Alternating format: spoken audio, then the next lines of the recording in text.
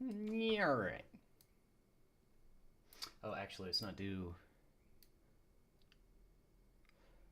Let us do this. Yeah, there we go. That's correct. That's correct. That's good. I like that. Okay.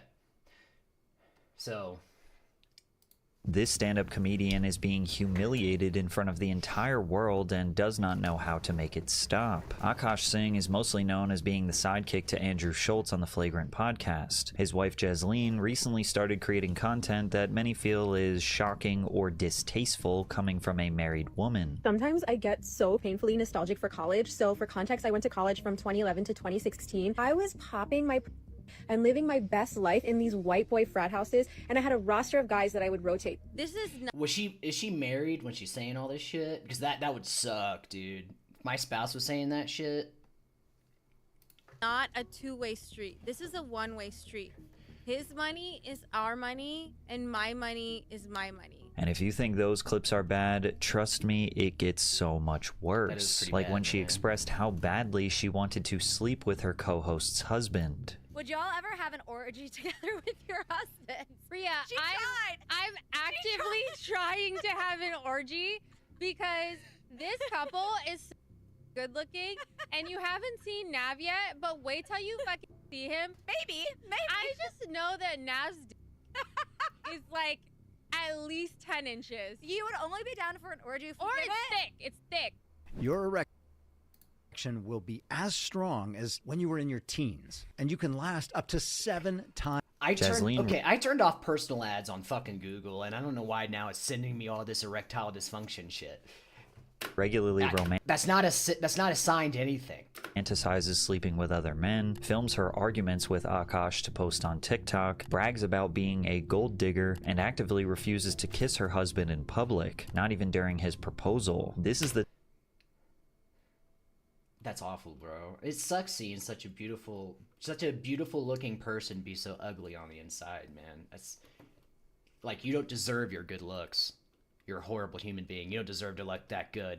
The type of relationship that 99% of you watching pray you will never find yourself in. But anyone who criticizes Jasleen and the potential harmful influence she may have on couples, she calls them incel red pillars. Then again, it's somewhat understandable considering sometimes the right message can come from the wrong messenger. Because Akash was actually warned by the Fresh and Fit podcast that he was going to find himself in this exact type of situation. In the early 2020s, there was a digital uprising of self-proclaimed alpha males who claimed their traditional views of masculinity were directly conflicting with mainstream liberal ideologies. Guys like Myron Gaines and Walter Weeks of the Fresh and Fit podcast got viral attention talking about traditional gender roles, relationship dynamics, and what being a real man is. I don't believe in any of that shit either. And even though Akash and Andrew host a comedy podcast, they often dabble in more serious, broader social commentary, which led to them inviting on the Fresh and Fit guys to discuss some of their views on masculinity and relationships, many of which Akash disagreed with. He was particularly bothered by this phrase or relationship philosophy that Fresh and Fit used that said, pimp or be pimped. One person in the relationship,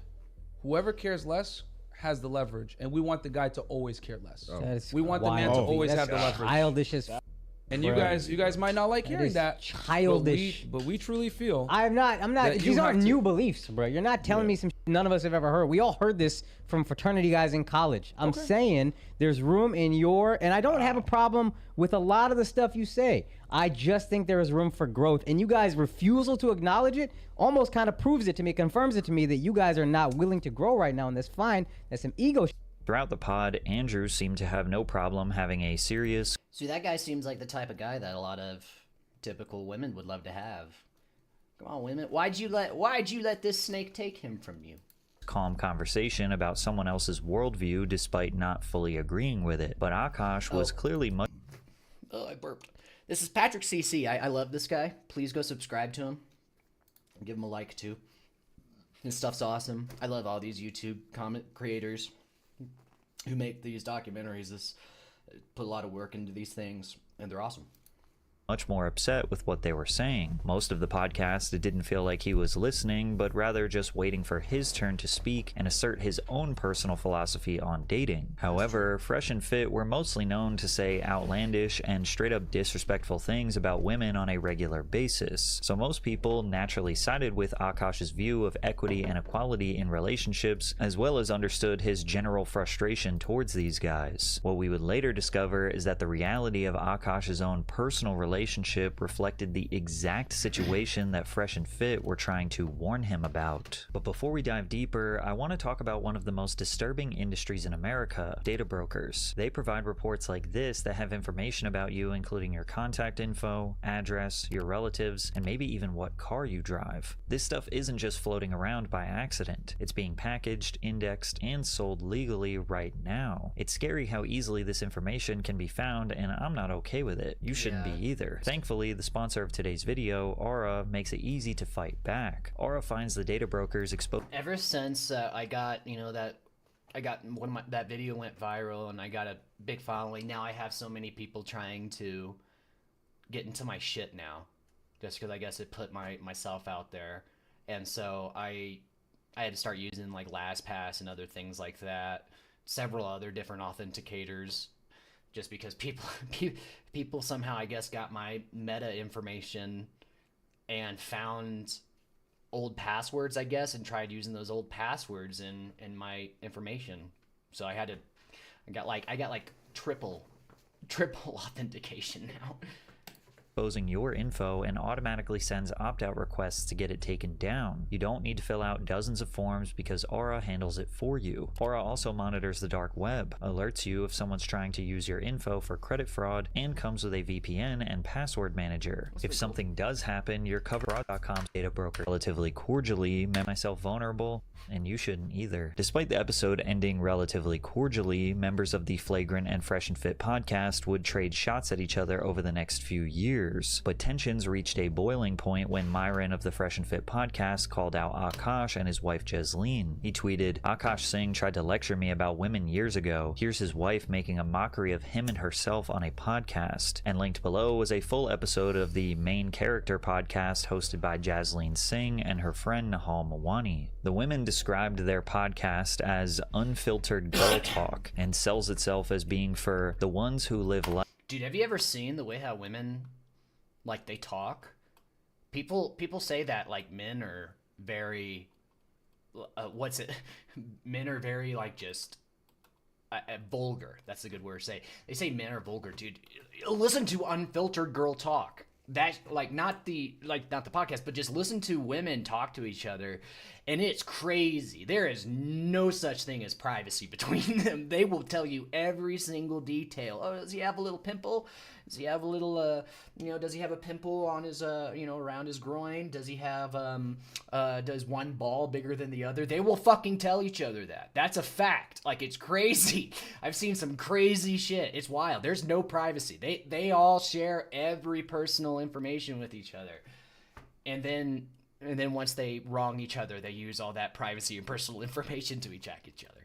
Life like the plot revolves around them, because it does. This description on the surface is relatively harmless, but once you take a closer look at the podcast itself, you see that this description is extremely accurate. Two women who think they're the main characters of the world talking about themselves with absolutely no filter. One comment that stood out in this episode was where Jasleen discusses her and her husband's finances. Man that doesn't want to have a joint bank account or isn't being transparent with his accounts or has separate accounts, that's a red flag. And I will say it again, because I know there's going to be already like incel troll mother.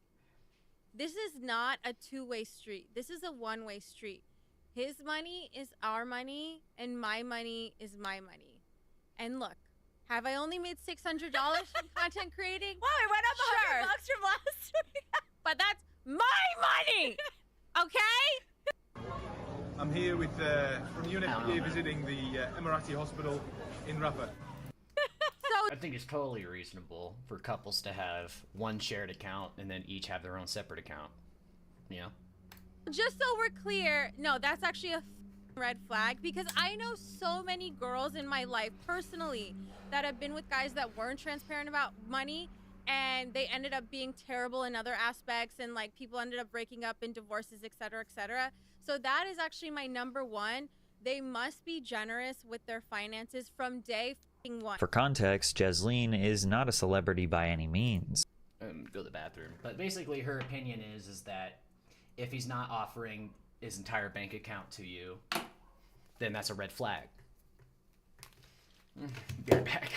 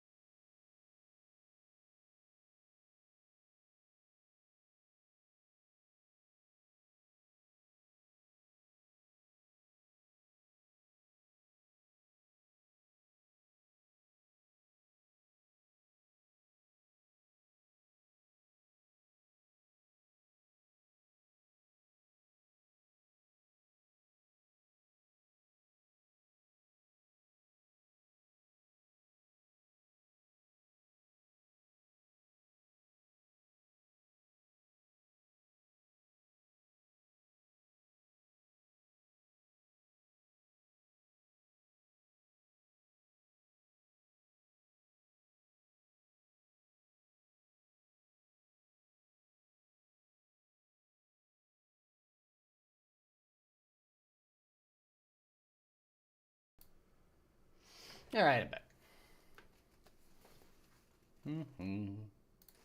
She does not have a job of her own and has only been able to build her internet following thanks to her husband supplementing her lifestyle. And this is not a dig at her at all. She talks about this a lot in her content, and some even think she brags about it. Okay, hi, my name is Jasleen, and these are things that I do as a stay-at-home wife.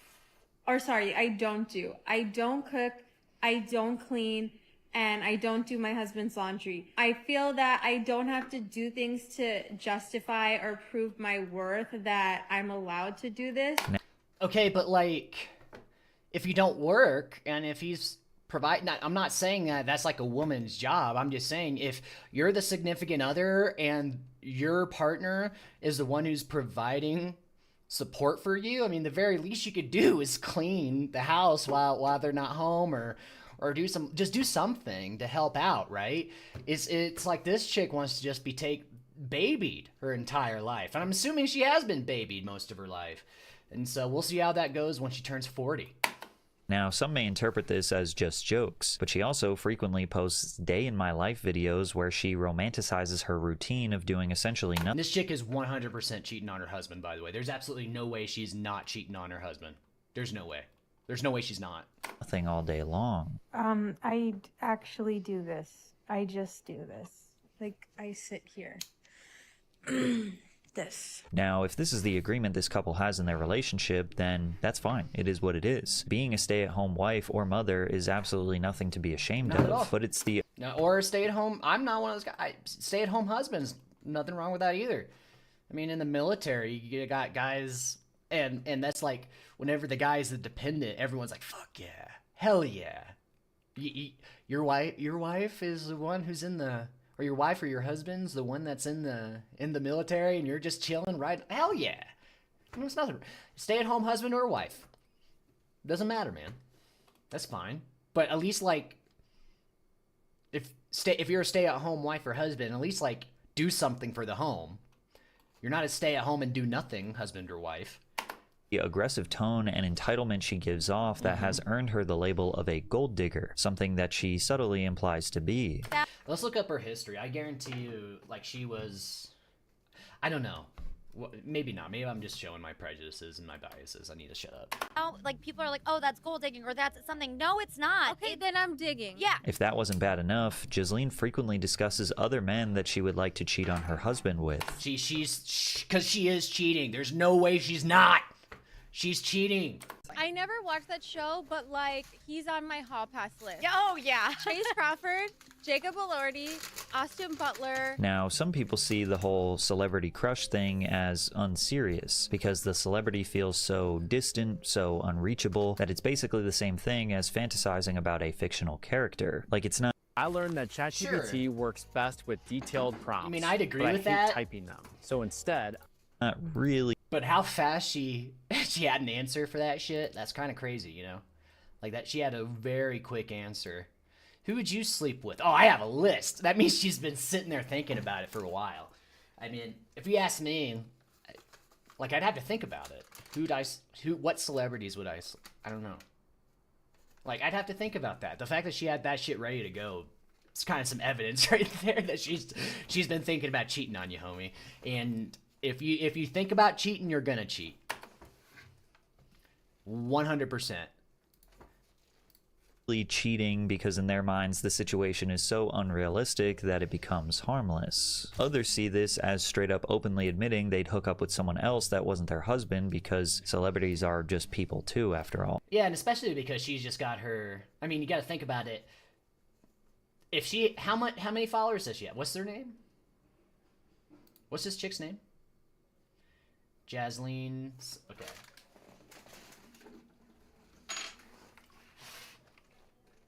What's it? It's a weird ass name.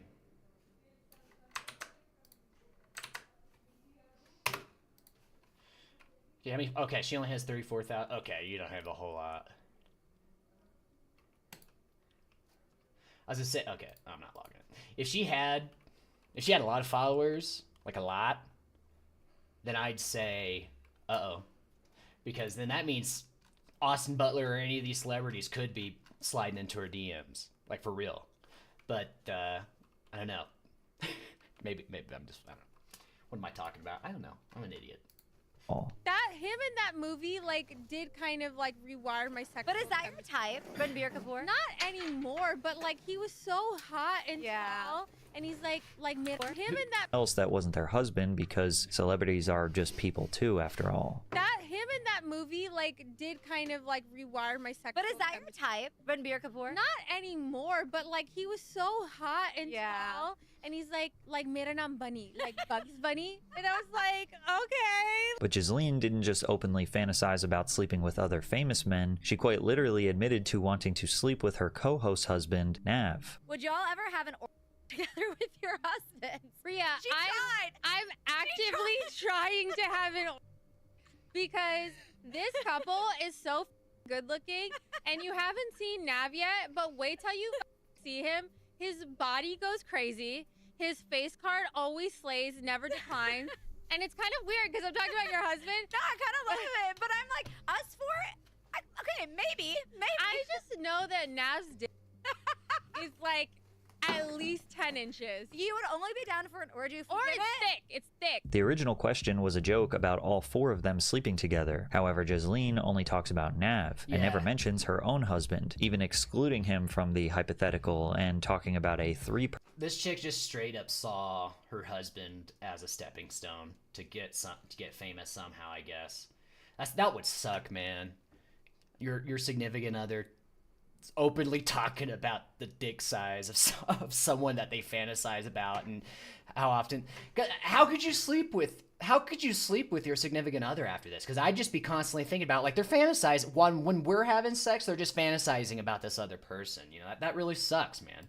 person situation. Nahal clearly attempts to steer the conversation back to the dynamic being four people to respect Akash, while Jasleen continues to fantasize about Nav. Once again, you could argue that Jasleen is just joking. When you joke about something over and over again, especially in a short period of time, you start to wonder if there's a little bit of truth to that. Even while talking about her husband in a positive light, Jasleen can't help but imply that Nav is a better husband than her own. To make matters Is there a single worse, I want to know if there's a single picture. We're going to look that up here in a second. There's a single picture of these two actually kissing on the lips, because everything I've seen is her just doing, like, she looks disgusted by her own husband.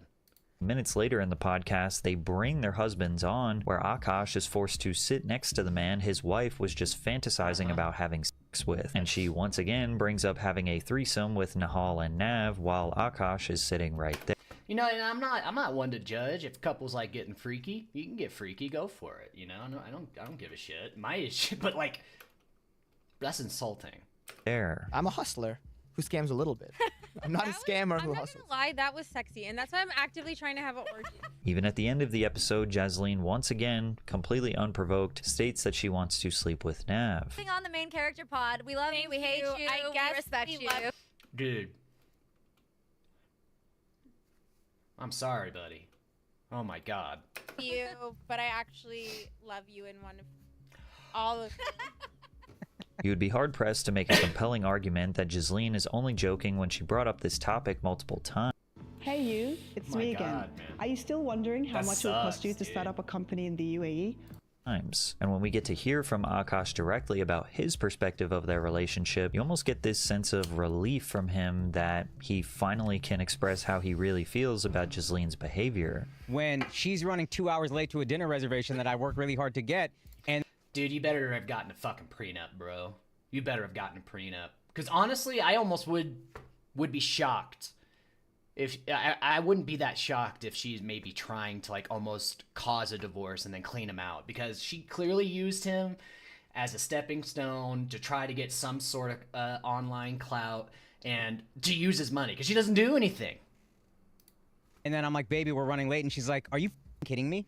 Do you know? I don't give a if we're late to this dinner. They're lucky to have us. And I'm like, oh, that's what we're doing. #1 restaurant in the New York Times. You know how hard a reservation She's like, call them right now. Call them right now. This is not a fun I'm session. not even joking. This is how main character I am. I was like, Sema will be lucky that I would grace them with my presence tonight. Jasleen seems to think that being the main character means being as entitled and rude as possible, with no regard for anyone else's personal feelings. Stories like This is someone who's never had any sort of adversity in their life. My guess is she's always been a very attractive and beautiful woman. She is. She's a very attractive and beautiful woman.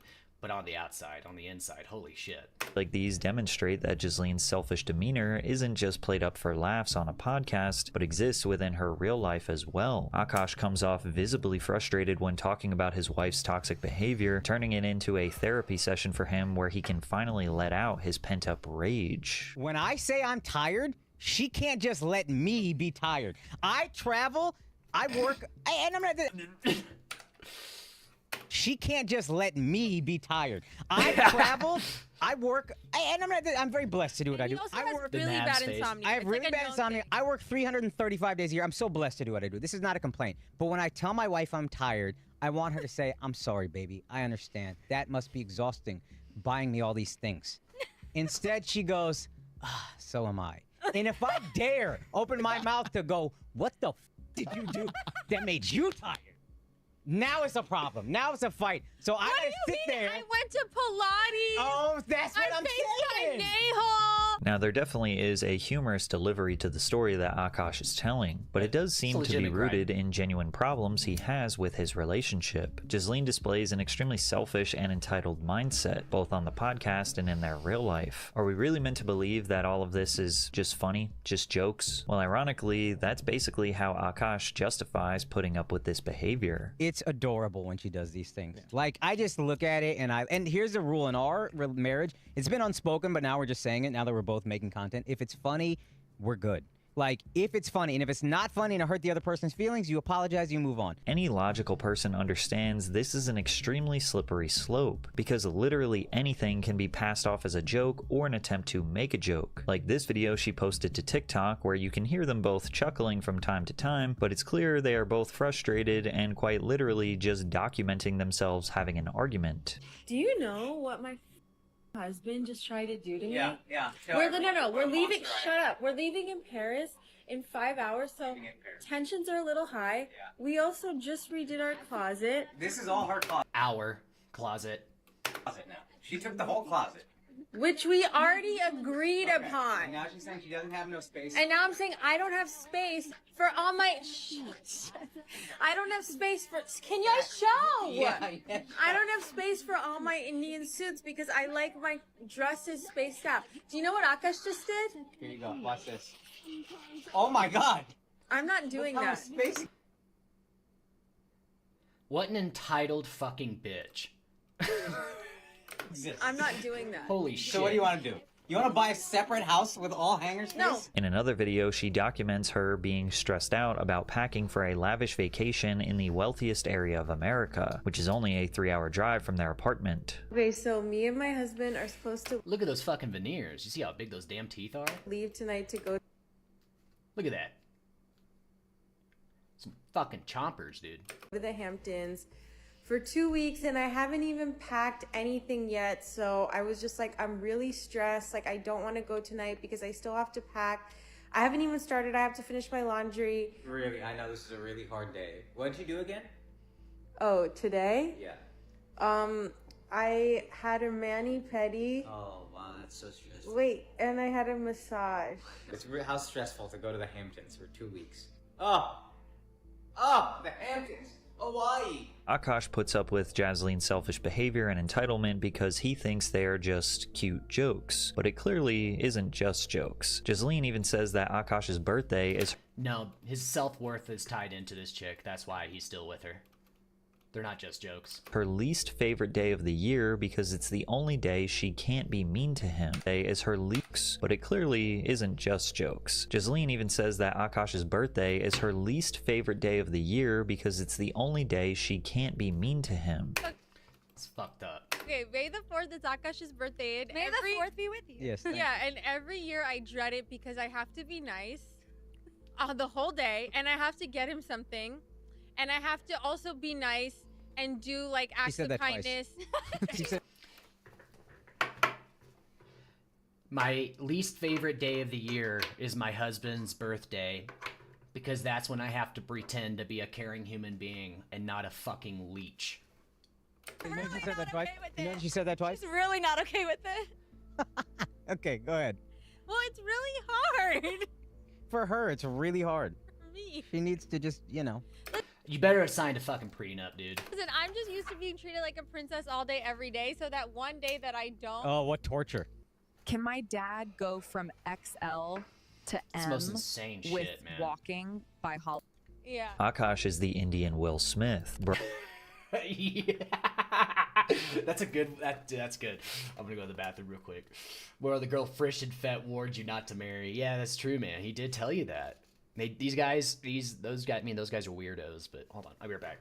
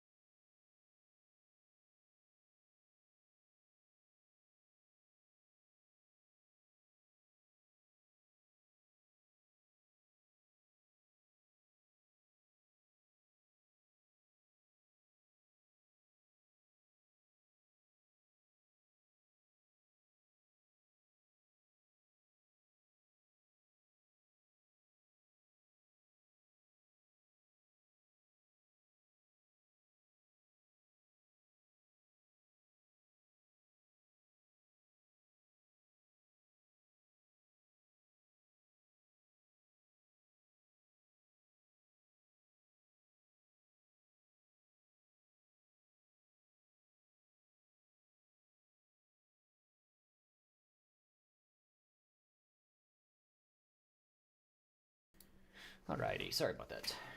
Bro, Akash married the girl Fresh and Fit warned you not to marry. She's the embodiment of what Fresh and Fit said to avoid. Akash's rejection of Fresh and Fit's ideology now looked more like a defensive response born out of insecurity, considering her previous comments about her cheating on her husband, the unapologetically consumerist lifestyle that he funds, and the clear unsettling tension she has with Akash made many question what her true motives were in the relationship. What else does she provide other than looking good to the relationship? You know, maybe like, does she provide? Maybe she provides really good emotional. I'm being serious. Maybe she's a really good emotional provider behind closed doors. Maybe she just acts like a complete bitch in public. I mean, that's possible. Maybe it's just a persona, and maybe she really is a sweet and caring person outside of this. But if this is all an act, she should get into acting. She should call SAG. Many viewed Jasleen as a gold digger who had no actual emotional or romantic tie to the man that she married, and these sentiments would only grow stronger as people took notice of a very strange pattern of behavior, that being her tendency to avoid kissing Akash, and even straight up dodging his kisses when he tries to initiate. I don't know. She's a good liar. Then she's a good liar. That's a friend that lies for you and not to you.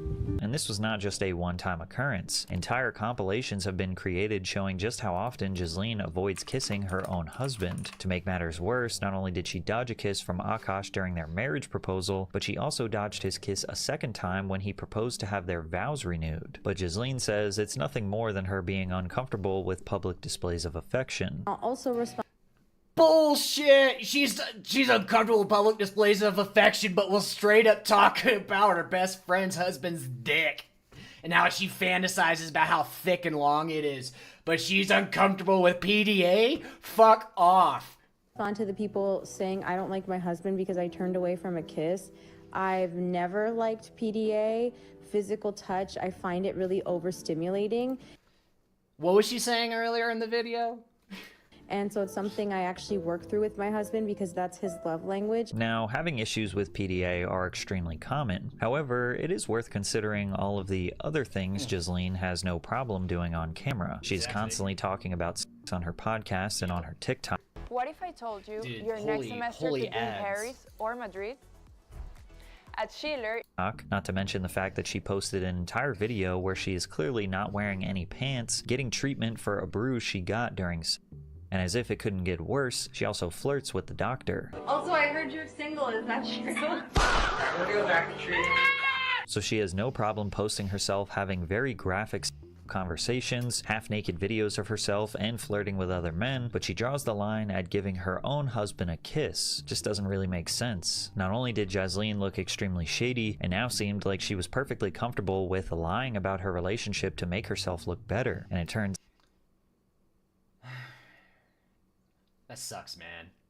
I feel so bad for this fucking dude. out she wasn't just lying to her small audience, she was also lying to her own husband as well. Now, Jasleen constantly claiming that she has main character energy is particularly interesting. This is supposed to mean that you are liberated from others' judgment and confident in yourself. But for some, saying you have main character energy is just an acceptable way to admit that you are a narcissist. And narcissists tend to lie about everything, which is why many refuse to believe Jasleen when she said that she was a virgin before meeting Akash. Akash has previously stated that he and Jasleen were both virgins before they met. My wife also hadn't had any partners, so that helped us connect a lot more.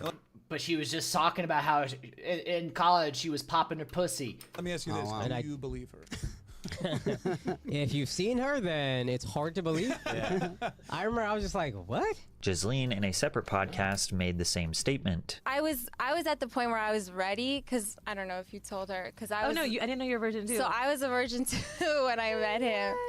However, posts made by Jasleen herself tell a completely different story, like the one where she reminisces on the days she spent in college, passing herself around to other men. Sometimes I get so painfully nostalgic for college. So for context, I went to college from 2011 to 2016. I was popping my and living my best life in these white boy frat houses, and I had a roster of guys that I would rotate. Now, technically, she doesn't say that she was sleeping with them, but it is heavily implied. And despite many feeling like they caught her in a lie, she surprisingly doubled down in a response to the criticism, claiming that she did in fact lose her virginity to Akash. Even though Jasleen has disabled the comments on her social media, preventing anyone from criticizing her on her own page, she still sees the backlash, and her justification for acting the way she does online just makes...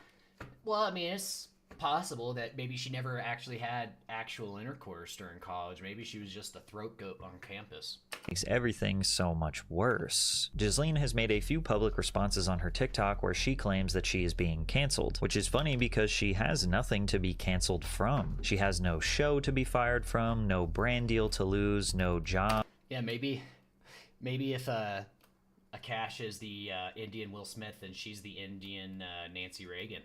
No platform that anyone could realistically take away from her. In the last few years, cancel culture has become such a buzzword that people will use as a shield against any form of criticism. If an influencer or celebrity frames their criticism as, oh, they're just trying to cancel me, a certain group of viewers will immediately jump to their defense without doing any research. They hear the word cancel and assume it's just another example of people online trying to ruin someone's life for no reason. But Jasleen is the one who decided to blurt out all of this stuff about her relationship for the internet, and she's being criticized for it. It's that simple. But she mostly chalks up all the negative attention to just coming from red pillars and incels trying to cancel her because she doesn't fit the traditional wife role. When you're a simple little boy, it just breaks their brain that a girl can like just be loved for simply existing. My husband loves me for simply existing. I don't have to cook or clean to justify my worth. Now, nobody is saying that she needs to cook and clean and fit some 1950s idea of a trad wife to have value. The issue is that publicly romanticizing other men, joking about cheating, and openly fantasizing about life before your husband isn't empowerment, it's disrespect. It's not about gender roles, it's about basic partnership and companionship. And her mentality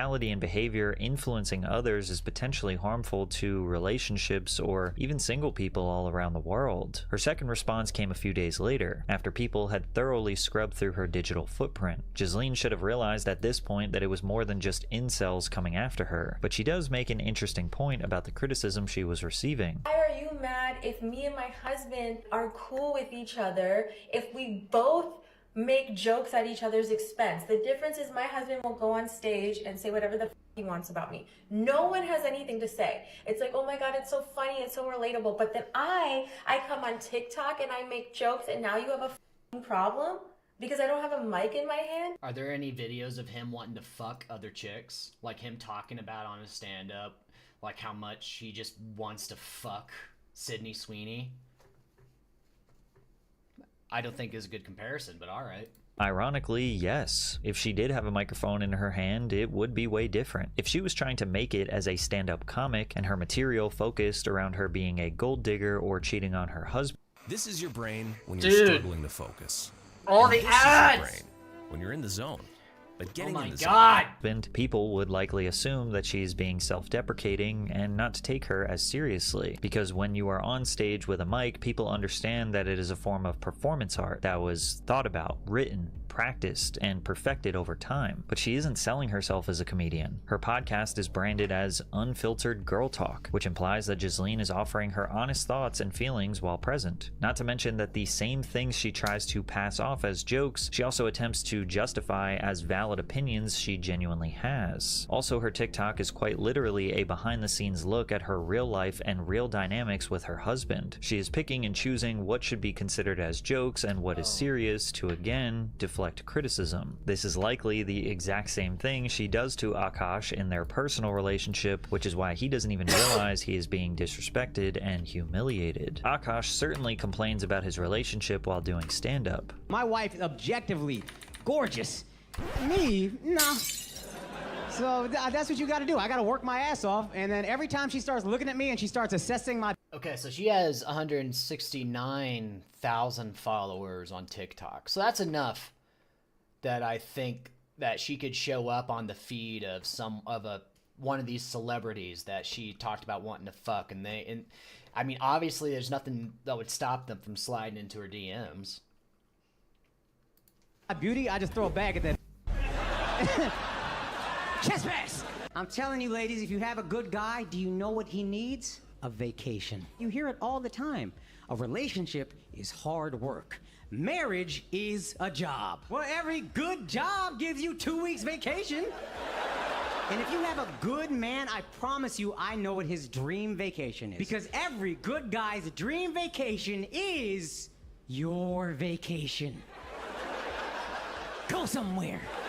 Go anywhere you want. But in a more personal setting, like a podcast for example, Akash is significantly more graceful when talking about his wife. She just says everything she's feeling at whatever moment. It's done. She just tells me when she's pissed off at me. It just all comes out. It took me a while to appreciate that because initially I'm like, why are you so combative? What's this about? God damn, stop fighting with me all the time. And then I was like, oh no, she just lets it out and she's free. All these little social niceties that we all do where we just lie. Bro took the simping crown from Will Smith. Feeling the pressure from all the backlash, Akash started interrupting his stand-up performances to talk about social media drama. As one fan wrote, I went to the 7 p.m. show last night and it was extremely awkward. He was clearly not processing the situation well and he ended the set 20 minutes early. He spent the first 10 to 15 minutes of the set talking about the controversy, how his wife has been loyal to him, and everything she has been saying is just jokes and is fine with him. No one in the crowd knew how to take this information, and I truly believe that the majority of fans there had no idea any of this was going on. This only made him spending like 1/3 of his set on it even more awkward. He then proceeded to jokingly call his wife a whore every time he brought her up, which was just not helping. I think it ruined his whole set and the mood never recovered, which I think is why he ended early. Other fans recalled a similar experience, and they all truly believe started interrupting. She just lets it out combative. What's this about? God damn, stop fighting with me all the time. And then I was like, oh no, she just lets it out and she's pissed off at me. It just all comes out. It took me a while to appreciate that because initially I'm like, why are you so combative? What's this about? God damn, stop fighting with me all the time. And then I was like, oh no, she just lets it out and she's free. All these little social niceties that we all do where we just lie. Bro took the simping crown from Will Smith. Feeling the pressure from all the backlash, Akash started interrupting his stand-up performances to talk about social media drama. As one fan wrote, I went to the 7 p.m. show last night and it was extremely awkward. He was clearly not okay. He was clearly not processing the situation well and he ended the set 20 minutes early. I only found out about his wife the day of the show, and honestly, seeing that set basically be his therapy moment about it, I am way more suspicious of controversy than before. This is clearly something he's insecure about, even though he tried way too hard to make it seem like he wasn't. Yeah, the dude's obviously hurting from this shit, man. Clearly. He spent the first 10 to 15 minutes of the set talking about the controversy, how his wife has been loyal to him, and everything she has been saying is just jokes and is fine with him. No one in the crowd knew how to take this information. Yeah, nothing says I'm fine with this more than talking about it in your comedy set. I truly believe that the majority of fans there had no idea any of this was going on. This only made him spending like 1/3 of his set on it even more awkward. He then proceeded to jokingly call his wife a whore every time he brought her up, which was just not helping. I think it ruined his whole set and the mood never recovered, which I think is why he ended early. Other fans recalled a similar experience, and they all seemed to share the sentiment that Akash was clearly rattled by the ordeal and his performance was suffering as a result. One fan even claimed that he asked beforehand if the crowd had heard about the drama and was relieved to find out most of them hadn't. Someone else recorded a recent performance Akash did in which he tries to explain why he thinks his wife isn't what the internet says she is. These narratives, people calling your wife a gold digger and all these other things, it's a shame. So I'm going to tell one story that I have never even told her, honestly. My wife and I met in 2014.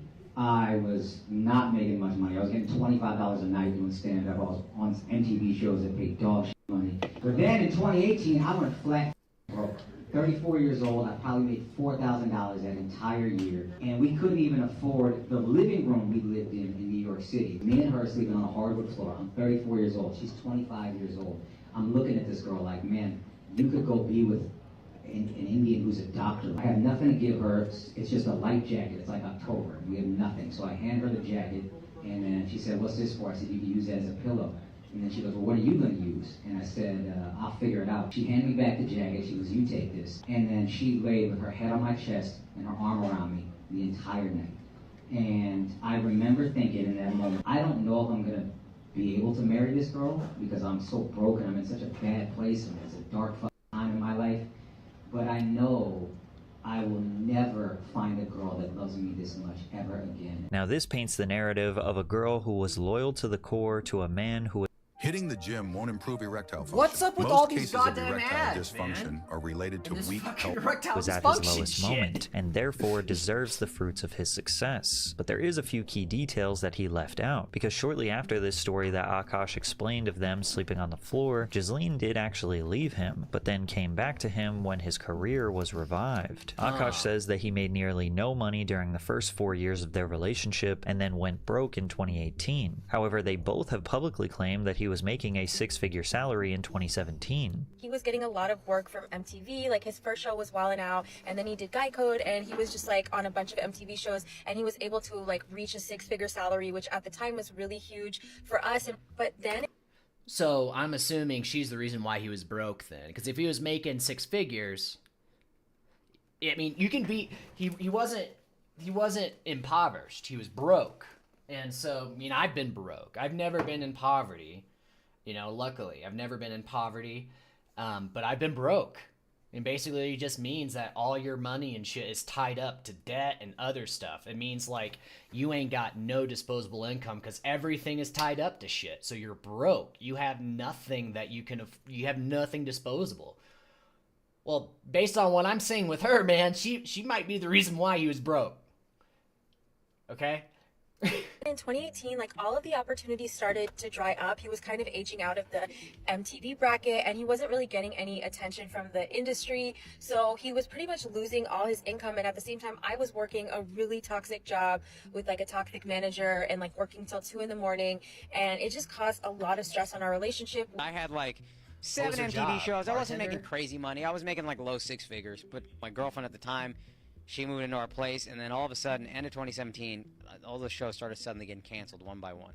So I went from making like a low six figures, nothing crazy, but 6 figures in 2017 to 2018, probably making like $4,000 for the whole year. I'm not even exaggerating. Jasleen actually did end up dumping Akash during this dark time, sparked by what she claims was a fight between her and Akash's mother. Then the two eventually got back together months later, and conveniently enough, Akash's Flagrant podcast was just starting to blow up and was making $10,000 a month in Patreon revenue. Akash and Jasleen finally decided to sit down and address all of the backlash on the Flagrant podcast. Andrew and the guys created this trial where they pretended to investigate Jasleen and ask her all of the tough questions that the internet is demanding answers to. What's funny is that everyone seems to be enjoying this besides Akash. He is easily the least animated one throughout the pod and seems like he just wants to get this thing over with. Now, the two didn't say anything that we haven't heard before. Jasleen basically chalks everything up to being just a joke or exaggerated because most people don't contextualize her background and upbringing. Have you ever heard of the repressed Catholic schoolgirl? Never. I was, yeah, you know.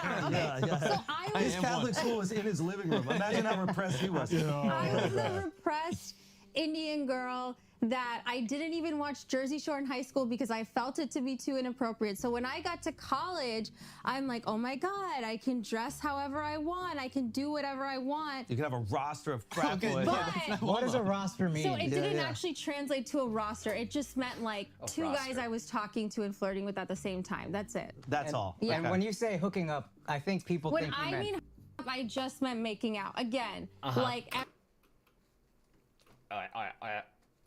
Everything I say is so amplified and hyperbolic because it's so like incongruous Making out with penis, maybe. to who I actually am as a person. Right. So you're saying you're a big old prude. Yeah, literally. Throughout the episode, Akash is kind of bullying and teasing her constantly as if this is to prove that they do it to each other and it's not just a one-sided thing, even though on podcasts before this, he is typically more graceful towards her and is not just outright calling her a bitch. Yeah. She's actually made a non-cooking ass bitch. You could make that? Schema. Really? This useless bitch. You can't say this with all due respect, please. You gotta say with all due respect. Why? I guess it's your Well, I wife. thought the internet was right about everything. No.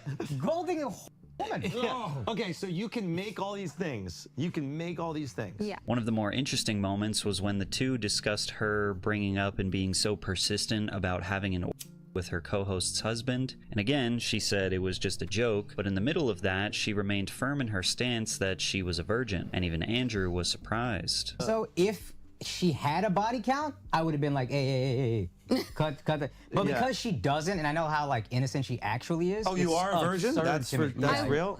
I wasn't a virgin until I met him, yeah. Really? Yeah. Oh, okay. Yeah. All right, good to know. Yeah. And if she wasn't, that body count thing, I'd have been like, what are we doing here? Right. Because I would have been insecure about it. But I can be, not that I'm so secure, but with that joke, I'm like so secure. Oh, I absolutely would feel insecure. And I think stupidly, I was like, oh, it's all of us. It's not like Yeah, that is stupid. Yeah. I got a peanut bladder. Give me a sec. Again, I'm sorry.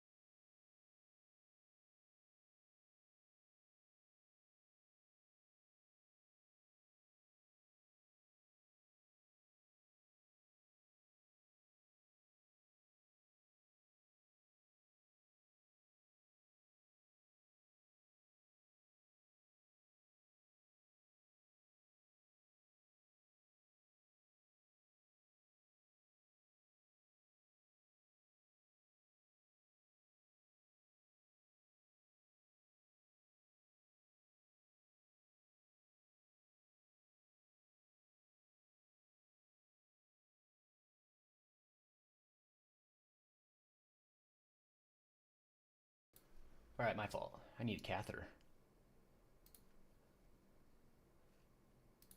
Okay. But the 87,000 dislikes on the video says that the viewers were not exactly believing whatever they were saying. Is this before? Because I don't see dislikes. Was this before dislikes got removed, or can you show them? Is there a way to turn them on? Are they trying to convince us or themselves? Akash still believes her body count is 1. Yeah, right. At this point, someone needs to interview one of those frat boys. No shit. The fake laughing is almost corporate level. That being said, it seems like Akash genuinely believes his wife is out of his league. He said publicly that she is far more attractive than any woman he thought he could ever get. When you feel lucky just to be with someone, you start letting things slide that would normally hurt you. You convince yourself the jokes don't mean anything. The disrespect isn't real, and the public... It's the type of shit that's going on with iDubbbz and Anissa. iDubbbz never dated someone before, so she comes along and ruins his life. Humiliation is just content. Ghislaine behaves like someone who assumes she'll be forgiven no matter what, so she has no reason to self-reflect on her behavior because her husband doesn't push back. You can only see where this will lead. Eventually, Akash won't be able to supply her demands. The vacations aren't enough. The house isn't big enough. The clothes aren't expensive enough. The bedroom activities aren't enough. And that stuff is hard enough to deal with privately. Now he has to run the risk of her expressing all of these frustrations publicly on her TikTok and podcast. It seems that Ghislaine is a product of a generation that confuses on-screen dysfunctionality with personality, treating toxic characters as an aesthetic role model with main character energy. Like, the closest character to me is probably Maddie from Euphoria. Maddie from Euphoria is a character best known for her engagement in toxic relationships and selfish personality, oftentimes emotionally harming other people to get what she wants. So it's interesting that Ghislaine says she could only act as Maddie because she can only act like herself. Ghislaine does not see Maddie as a problematic teenage girl. She sees her as a diva and an icon, and resonates with her as a result. If someone has a problem with her behavior, then they're just an incel, or a red pillar, or a misogynist. But if the pushback comes from someone that she loves, like her friend or her husband, then, oh, it's just jokes. It kind of reminds me of what's called the narcissist's prayer. That didn't happen, and if it did, it wasn't that bad. And if it was, that's not a big deal. And if it is, that's not my fault. And if it was, I didn't mean it. And if I did, you deserved it. During their initial podcast appearance, Fresh and Fit discussed the concept of men having leverage in their relationships. And while their opinions were a lot more skewed to men having the financial and emotional power over their partner, the core idea underneath it is much simpler: respect. Any normal person understands that a relationship is supposed to be 50-50, which doesn't have to mean equal income. It means equal effort, equal care, equal consideration. But in this marriage, Jasleen holds all the emotional power because Akash fears she will just leave him for someone else. And the truth is, she could. She could get someone more successful, more handsome, and he will deal with all of her shortcomings. At some point, Akash will have to draw a line, and only then will he truly figure out if his wife is just joking or not. I can only hope that this type of love never finds any of you. This relationship dynamic is eerily similar to Will Smith and Jada Pinkett Smith, who put all of their extremely nonsensical and strange ways of justifying their broken marriage on full display. But if you want to hear more about that, check out this video. Yeah, you know, I just, I'm gonna be on you with you, Akash. I think that's your name, right? Oh, there we go. There's me. Hey. To be honest with you, Akash, you know, I think there's a good book that you should look into. I found it on Amazon. It looks... Oh, shit, that's the wrong one. My bad. I meant this one. I think it's, based on the reviews, it seems pretty decent. But I don't know, man. It could be a great marriage from the inside. Maybe you guys have just known each other so much. These two have just known each other for so long that they have a weird dynamic. But not gonna lie, from the outside, it looks pretty bad. I'm just gonna say, I do smack my lips a lot. I'm sorry. What is this? Items apology. Why don't you step into the saloon here for a little chit-chat? I've noticed we've got ourselves a little bit of a sour hootenanny on our hands here after my latest video on the iDub situation. And in the cyber... The fuck? Yeah, Alex Karp is insane. Fuck off.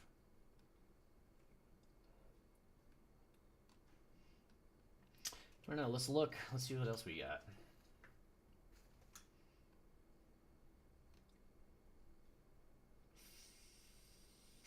But thank you to Patrick CC for that wonderful content.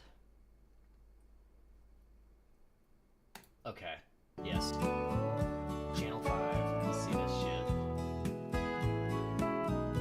Lived in a black neighborhood for quite a while. I saw how they treated white people. It's not very good. And yet all the hate is on white males. You would get beat up if you said something racial to a black person. You saw that happen? Yes. They said something like, man, the hood ain't the hood anymore, as in like they were unhappy with my response. Almost exclusively white communities exist all around the United States off of paper merely because of socioeconomics, and that if you are wealthy enough, everyone who becomes wealthy enough will buy into a more or less white-only gated community. But I would not be able to afford that outside of, you know, working my entire life to build up a bunch of businesses, but I would like to have kids. I want my kids to be taught that their ancestors did great things, not that they were the villains of history. Correct, and Arkansas is nice. As far as I know, the laws are you just need to let... So you want to whitewash your history. I mean, there were... white people's ancestors did great things and they did horrible things, just like everyone's ancestors, man. I mean... I think these people get fucking offended when people hear the objective truth about shit like slavery and colonization. It wasn't because they were white, it was because they were fucking colonizers and slave owners, right? Let them know that you're going to be homeschooling, and then after that, there's no like testing that you need to do, or they don't really check up on you. The first community that really went after us was the r/Jewish subreddit. I had CPS come out here because they had complained to CPS trying to get my kids. And it's motherfuckers like that just make it worse. People that do that shit, like I like these people I completely disagree with. They're fucking, I think they're stupid. but leave him alone. It's taken away. The health department has come out here. They just blanket made complaints to everyone. I mean, I do have Mein Kampf, but I think that's just historically relevant. Who wrote that one? Mein Kampf? Yeah. Hitler. Oh, shit. He's sort of the central villain of the 20th century. So if you don't understand what he thought, then you're, again, missing a big piece of history. Did he make mistakes? I believe so. What do you think the biggest mistake was? Invading the Sudetenland. None of the other stuff. The other stuff? Well, it depends on what you mean. Just like the Holocaust and everything. The Holocaust? I don't know about all that. Everybody. I mean, I understand wanting to read Mein Kampf from like a historical aspect in the sense of, because like, yeah, I think to know why why this shit happened, you should know why and you should know what they were thinking, but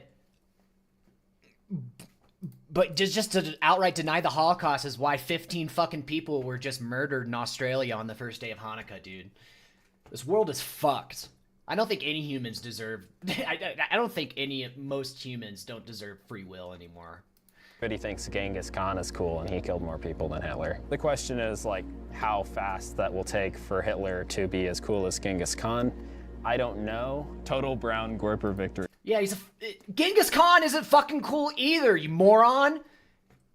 Just because he's in video games now doesn't mean that he's fucking cool. What's your favorite thing to cook? I like making tacos. That's fun.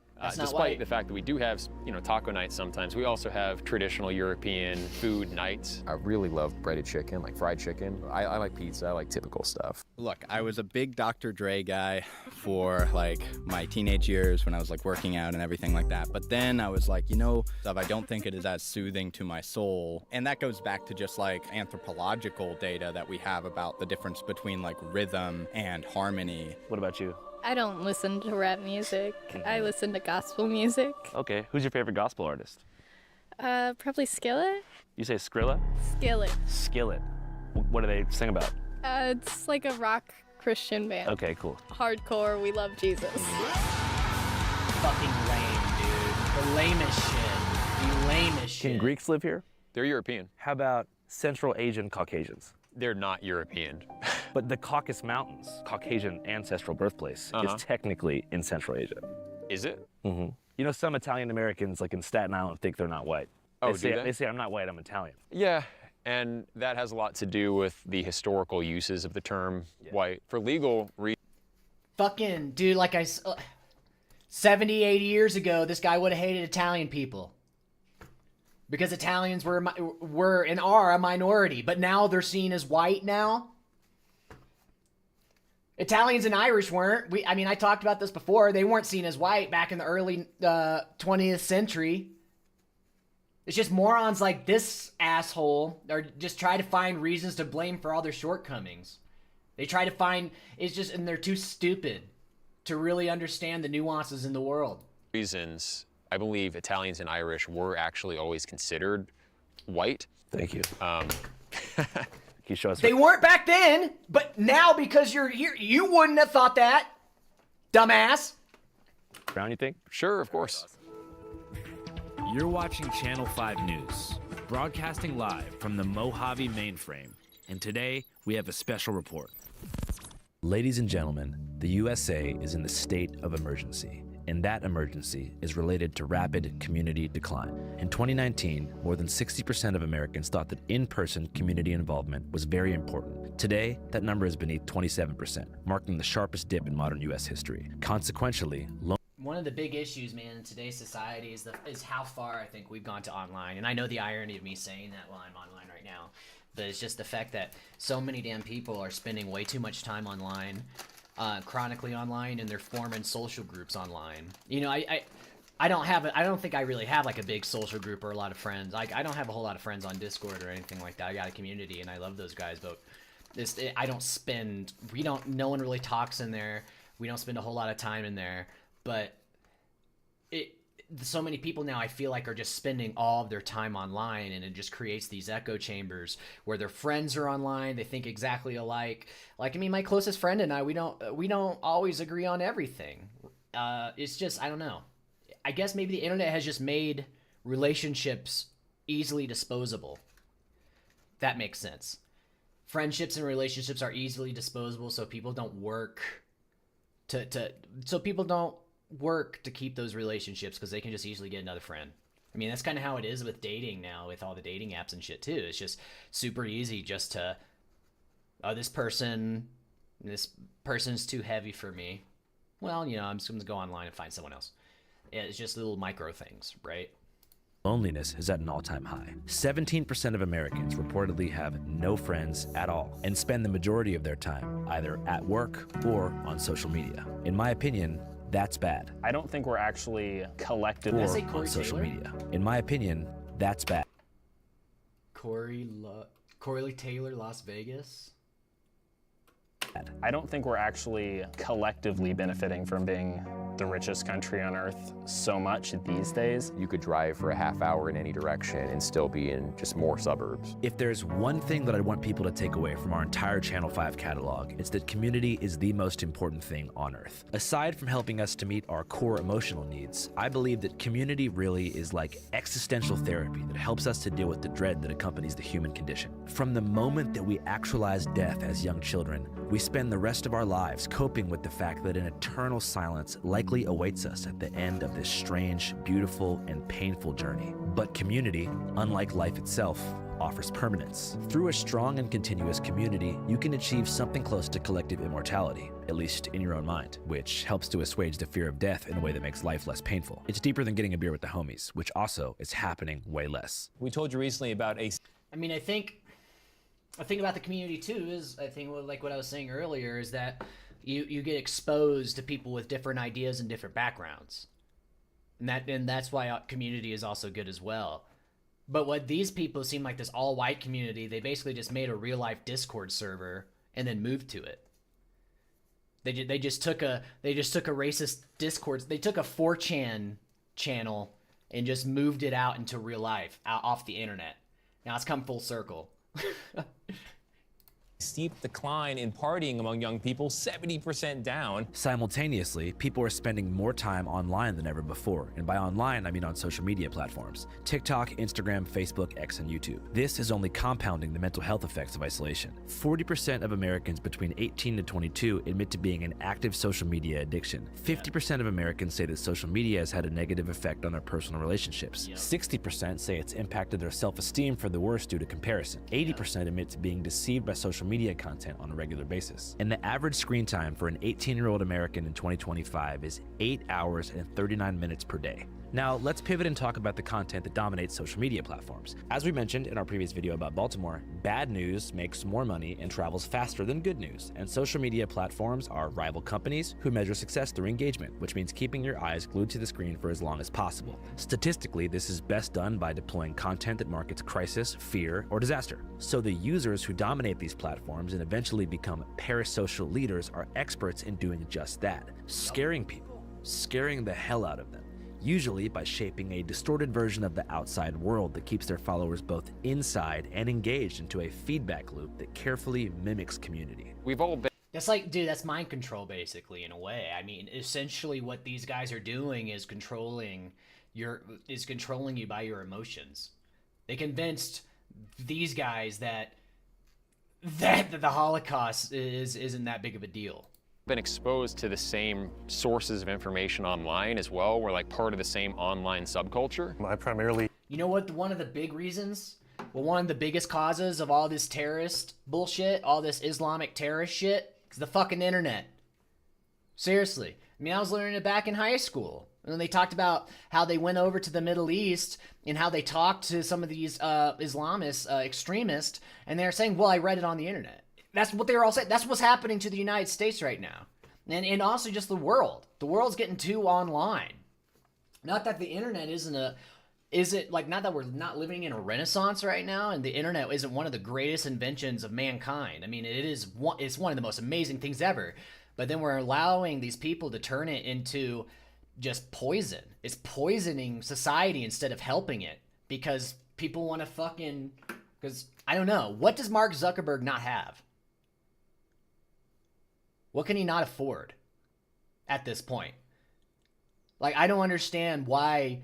I mean, he has his own fucking bunker, for Christ's sakes, and I didn't take a dent out of his income, out of his net worth. Doesn't make any sense. It's because they all want power. It's all a fucking dick measuring contest. That's all it is all these dumbasses have to be the best, so they ruin society. I use X. My algorithm is mostly right-wing political content. Nick Fuentes gets... These fucking algorithms are evil too. Get rid of these algorithms. It's fed to me a lot. I didn't start out nearly as identitarian as I am now. Even my own comment section, in many ways, persuaded me that this stuff is more. And we watch a lot of shit on school shooters and shit, and it's always the same, man. All these school shooters, they're all Columbine lovers. They all are, and they're always in these groups where they're having discussions about the Columbine guys and the guy that did the New Zealand shooting, the massacre at the mosque. It's the internet, and I don't know, man. It's not that like you should restrict the internet, but I think what people like Elon Musk, Jeff Bezos with places like Twitch, because Jeff Bezos owns Twitch. Twitch's CEO is just the guy who likes to look at titty streamers. But Jeff Bezos, Amazon, is the one who owns Twitch. Zuckerberg. And, now we got these Peter Thiel and Alex Karp douchebags. And they're trying to, I don't know, man. It's like a combination between Brave New World and 1984, where we just have an enormous amount of endorphin overdoses every day in order to get people to have these, to be easier to manipulate. But then combine that with all the surveillance and control from 1984. And it kind of sucks. Those books were supposed to be warnings, not blueprints, but when I guess people are more focused on themselves and instead of society in general, this is what happens. More important than I was giving credit to. But it's important to remember that regardless of politics, all people fundamentally want the same thing in life and are just grown babies looking for somebody to play with. We do games, traditional, like the Highland games. Those are traditional Scottish games. Even before I lived here, I would come and visit and bring my poker set, and we would just do like very low stakes, like $5, $10 buy-in. It's just a fun night with the blokes, grand old time. And then sword fighting is one of the things I really like to do. It's the lamest. Oh my god. Tu correo electrónico es tu carta de presentación. Cuídala. It's with that lens that I want you to watch today's documentary, which revolves around a whites-only Christian settlement in rural Arkansas called Return to the Land. Yeah, my name's Eric Orwell. Yeah, white Jesus. Jesus was white, right? Well, I'm the president of the Return to the Land Private Membership Association. We call it The Settlement. This is our first intentional community for people of European heritage, planting many others around the country. Yeah, we have 3 acres, the RV and the solar system and everything. So this is a homesteading project, pretty much. Yeah. Have you been able to harvest your own food? Yeah, we've gotten a lot of tomatoes, pepper. There's been black people in Europe, by the way, for a very long time. So when they say that shit, the European heritage, it's essentially, it's another dog whistle. And it's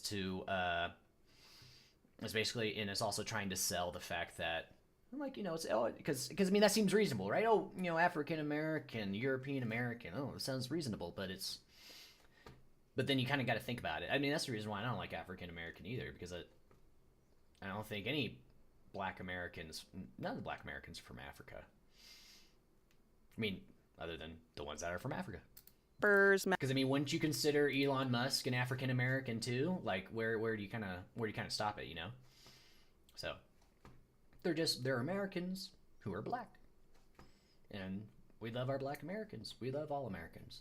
Melons. What are the main tenets of the community? Well, we believe in traditional European values, traditional nuclear families, monogamy. We're not looking for the weird whatever trans things are going on now. Yeah, not for that. Basically what you would find in traditional European religious texts, like the New Testament, like the Havamal in Norse paganism. How many people do you think live in this community right now? We have, I think, if you include children, something around like 35 or so. And we've got hundreds of new people accepted just in the last, few months. A lot of people are concerned about rapid demographic change, mass immigration, and just what's happening to our countries. Why not just go to Idaho? Well, because I'm not just thinking about what would be convenient or easy now for us, I'm also thinking what will the country look like for my kids and grandkids. Coeur d'Alene, I looked up the census information, and it's dropped nearly 10% of the white population in the last 20 years. That's mostly immigration. I grew up in Montana. Did you notice a significant demographic? It's also mostly immigration, and it is also interracial. Interracial, you know, kids. And I mean, I know these guys hate that too. The purity. Shift in Montana? Not yet, but it's happening. It won't be long. And where'd y'all move from? I'm from Wisconsin. And whose idea was it? It was his idea. I did notice that race-mixed kids I didn't think looked as attractive as Exactly. What did I say? kids who were pure race, but you know, that's anecdotal. So going back to the very beginning, you said you grew up in Southern California? Yeah. What part of the area? The south of LA County, La Mirada. Okay, cool. So you pretty much grew up like in a pretty diverse area. Yeah. Oh yeah, my elementary school was primarily Mexican. I remember we had some kind of cultural day and they asked like, you know, where your ancestors came from, and they were writing it on the board, and it was like Mexico, Mexico, Mexico, Mexico, England, Mexico, Mexico, Mexico. Yeah. I mean, I have no other identity I can go back to. I'm a quarter or more Norwegian, and then I'm German, and I'm English. So I can't say that I'm English, I can't say I'm German, I can't say I'm Norwegian. You're American, dude.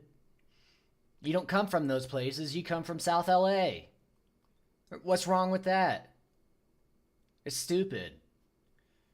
Alone, I'm not even like majority any of those things. So the only identity that I have, ethnocultural identity, is as a white American. And I think that's most white Americans, actually. Yeah, exactly what I said, but there's nothing wrong with that.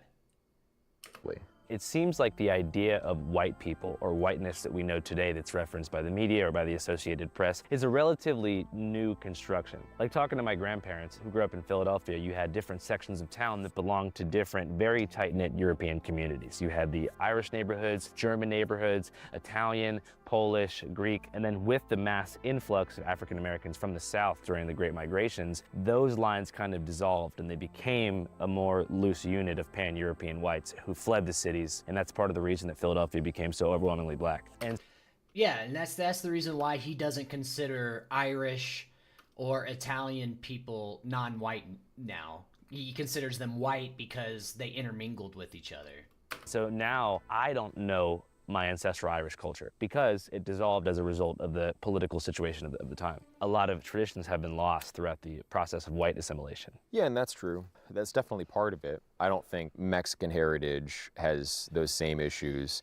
Latinos, though, it's interesting. They come from a bunch of different indigenous backgrounds, plus the Spanish influence. Yeah. And they have no problem like seeing their commonality, and they kind of embrace it. Like La Raza, it means the race. Pura la raza latina. And they're very pro this kind of unified Latino thing. Hey guys, what's up? I'm at the Waffle House, not too far away from the RTTL settlement. Very different vibe, but I'm happy to be here. Anyways, we were just talking about Mexico and Spanish stuff, so I figured now's a good time to tell you that Channel 5 actually has a second Spanish language channel with all original content from across Latino America. Awesome. So if you guys want to check out a couple of videos, such as Lucha Extrema, or Nahuatl Language Survival, or Inside Tepito, Mexico City's largest counterfeit market, or Mexican Independence Day, or so many more things, you can check all these videos out on Canal 5. Just type in Canal 5 Latino America. You should see like a circle. Looks kind of like Channel 5, but instead of being blue and red for America, it's green and red for Mexico. So if you want to give us a sub, a like, or whatever, maybe comment, gracias Andres, este video es muy chistoso. I really appreciate it. Once again, that's Canal 5. I'm trying to expand our coverage across the world, country by country, society by society. So maybe there'll be Channel 5 Africa or Channel 5 Russia in the future. But for now, we've got Canal 5 Latino America. So if you want to check it out, like I said, the link is in the description box and the pinned comment of this video. All right, guys, back to Eric and our TTL. After grappling with the lack of ancestral connection during his formative years in LA County, Eric decided to attend a performing arts school in upstate New York. During his schooling, he became infatuated with the works of classical European composers, who gave him a sense of tradition that he finally felt connected to. I went to school at Eastman for French horn performance, so I'm a big fan of, Bruckner and Brahms and Strauss and Mozart and Beethoven, all that stuff. After college, Eric's admiration for the Mozarts of the world morphed into a total obsession with Greek philosophy and ancient European history. You know, those old European cultures. Today, Europe stuff is still his primary fixation and passion. I personally have a lot of respect for the Dutch. The Mycenaean Greeks were this big force at the end of the Bronze Age. The religious traditions of pagan Europe had valuable things to teach us. All European people are descended from 3 ancestral groups: the Western hunter-gatherers, the steppe herders, and then from the Neolithic farmers who came from Anatolia around 9000 BC, initially into Greece, and then spreading everywhere else. As a Neoplatonist, I kind of agree with Iamblichus. I like Atlantis research. That's another hobby. You think I mean, here's my belief. My belief is this dude grew up in South LA, was probably bullied a shit ton by Hispanic kids, and now his entire life is him justifying hating those Hispanic kids. That's his entire life. He's dedicated his entire life justifying to why he hates those kids who bullied him. I think that's just my theory. That's my theory that I base on nothing. Atlantis was a real place. 100%. And they were also in Western Europe at various times. But do you have French pride? I'm not French. My dad can't lose weight with Tai Chi, so it's a scam? Oh, no, he probably just doing it wrong. These interests ultimately led Eric into a career in philosophical content creation, beginning with his first videos over 13 years ago. The term philosophy was first coined by Pythagoras. What we might call pleasure and pain, I think more neutrally and generally could be termed positive and negative subjective value. We can talk about that level of egotism as being a kind in its own right. Gradually, from 2016 on, these videos became more politicized, focusing a bit less on Plato and metaphysics and more on a shadowy global elite who uses mind control on the unawoken masses. We can sacrifice, racial purity at a national level if we get cultural and racial integrity at the local level. It's this kind of content that caught the eye of most current RTTL settlers. I believe I came across Eric's X account. He has kind of a philosophy channel on YouTube and X. So I found him through philosophical content. I teach courses on Plato and Aristotle online. Through that, heard about Return to the Land and became interested. RTTL was initially marketed as a positive, community-based regression to a pre-industrial society. The way a state should be run is in the interest of the people, not a set of corporations, not just the ruling class, not just one man. And if you take the race stuff out of all of this, living this way does provide a pretty gratifying existence to people who've grown up in either Gen Z or millennial American society, where almost everyone is chronically online and frantically scavenging to pay rent in a limited job market. What are some things that you've built here that you're very proud of? I don't know, I probably built like 30% of that starter home, maybe like 40% of the little cabin over there. Oh yeah. The other cabin over there, I might have built like 40% of that, but Do you feel like labor gives you the most personal gratification as far as your role here? As far as my role here, yes. It's also like a good thing to keep each other responsible. It's very easy, as a teenager, oh yeah, I'm gonna get off of school and I'm gonna go home and play video games and, do whatever else you do as a teenage boy in your bedroom for 4 hours, and then before you know it, the day's gone, Yeah. Whereas here, if me and Jonathan, we're being unproductive or whatever, we can kind of kick each other in the ass and be like, hey, what's going on? What's your favorite thing to do around here? I like to cook. I've cooked for the guys that work here.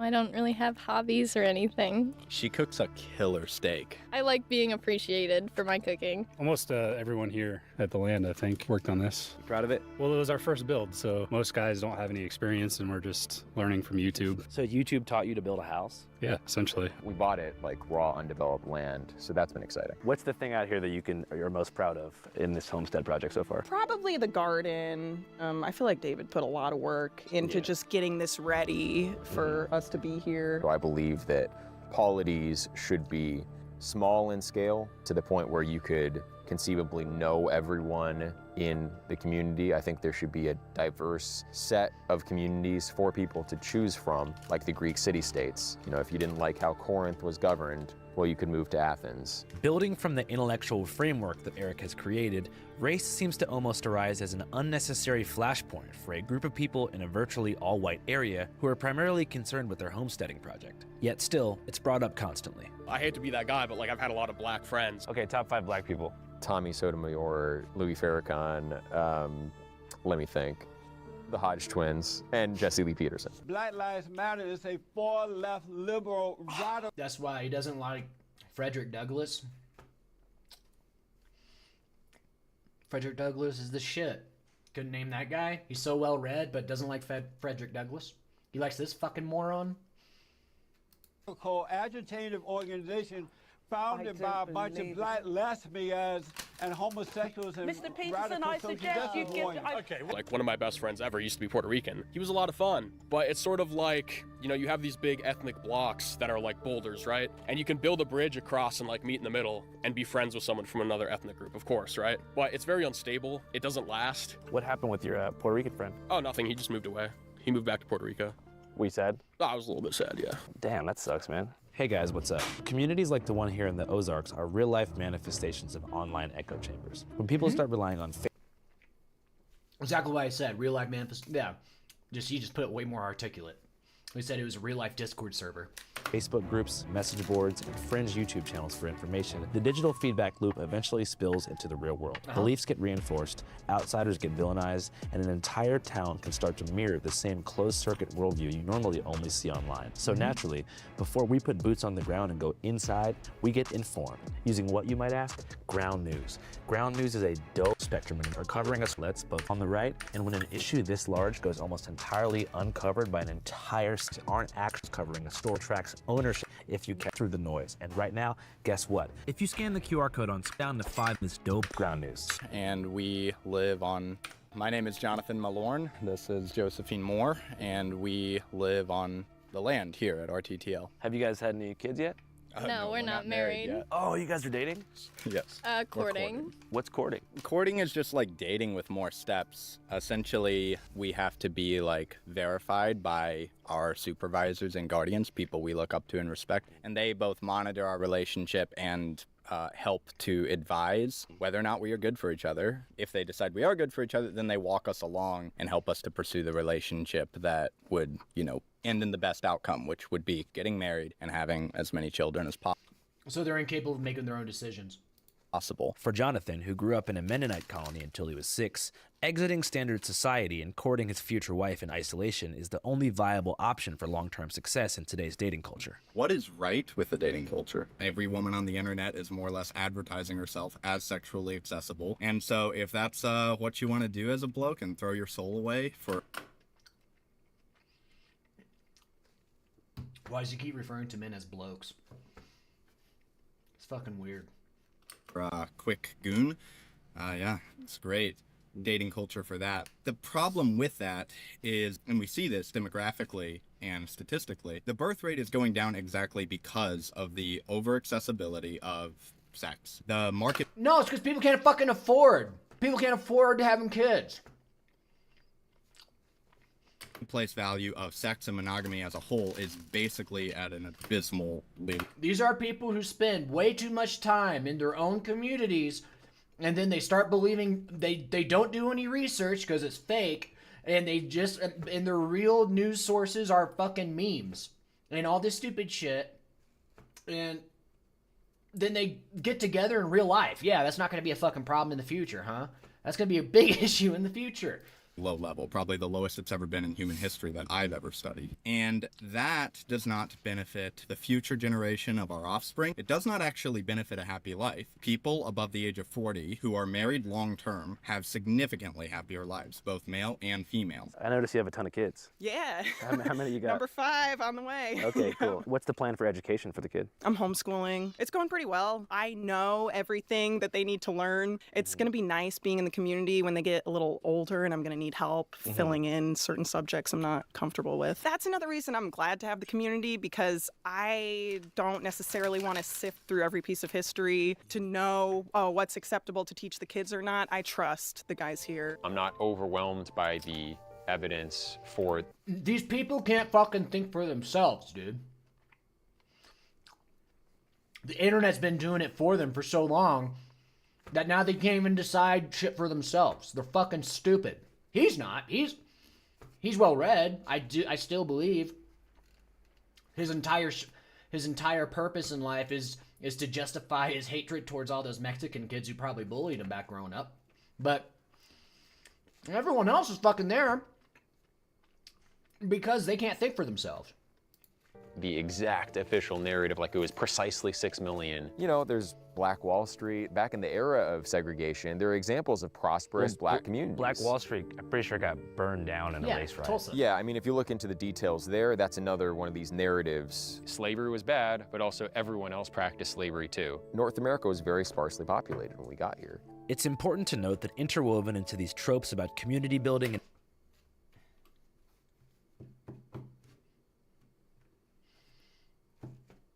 yeah. Oh my god, dude. The thing is, man, though, is that it's not white slavery and it's not white people slavery. It's just the slavery in the United States, and the reason why it's such a big issue in the United States is because it really wasn't that long ago in the grand scheme of things. I mean, a lot of the U.S. was built on slavery, and Jim Crow laws. This is shit I harped on another stream. I mean, Jim Crow laws, it only existed, what, 60, 70 years ago at most? So we're only like one generation removed from the Jim Crow generation? But, like, the reason why I think the United States harps so much on the slavery owned by white people is because that's specific to the United States. And we still feel the effects of it. And we're getting better. I mean, I think we've been making a lot of strides in the process, but dipshits like this ruin it. An heritage celebration is a much more intense core, and one that embraces controversial and outdated race science. Black college-educated people still tend to be more violent and criminal than white high school dropouts. Really?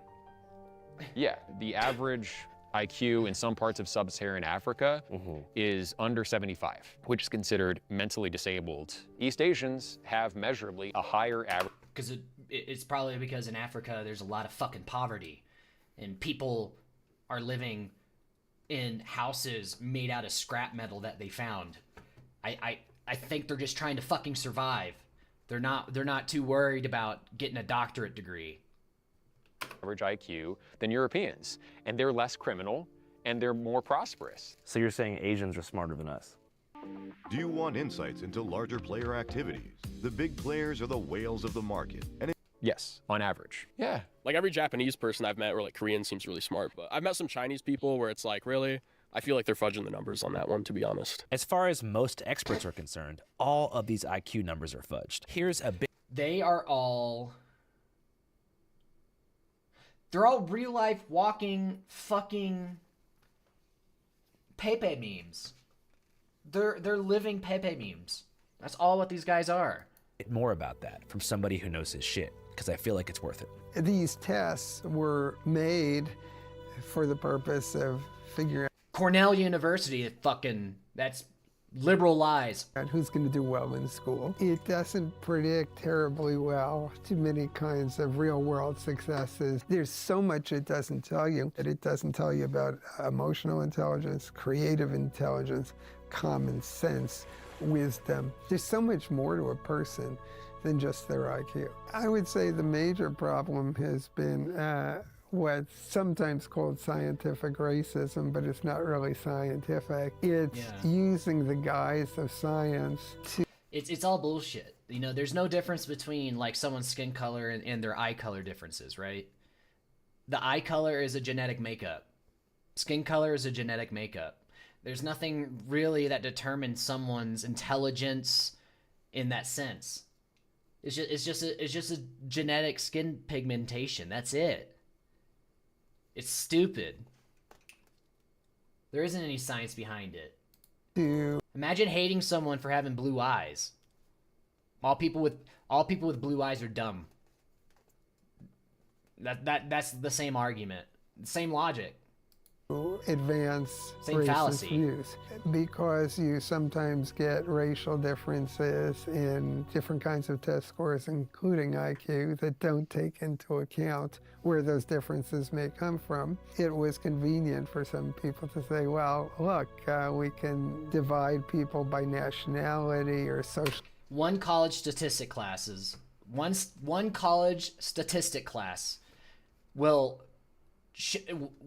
show you that, like, these type of studies are purposely made this way to be biased so that people like him can use them as justification for these views. That's literally the only reason why these studies exist. They don't actually prove anything. They're only made to confirm people's biases in those studies.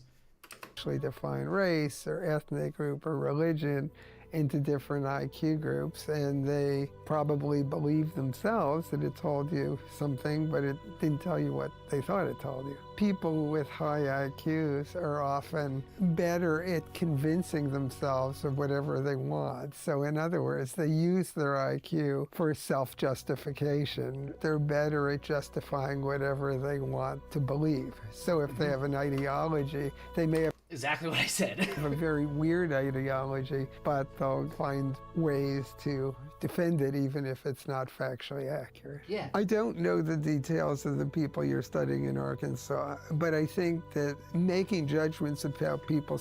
I know that anyone playing with swords, I mean, no offense, I mean, hey, if you like to go LARPing and stuff like that, that's fine. I mean, that's cool. I get it. I'm not into that. But if you're seriously sitting out there sword fighting and, you know, being badass because of, like, the past European, like, it's our heritage, sword fighting, like, that's kind of dumb. They look really dumb and silly. You guys are very silly. Solely on the basis of IQ is a serious mistake. Michael Jordan is not a genius. I don't know Michael Jordan. I've never assessed him. I don't know that much about him. But you see, he's a good example of someone with adaptive intelligence. Mm-hmm. And in terms of adaptive... He's not a genius. He's a billionaire. He's a billionaire.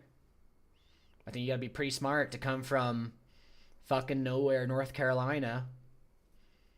That's right. Or South Carolina, North Carolina. He's from the South. You know, came from nothing.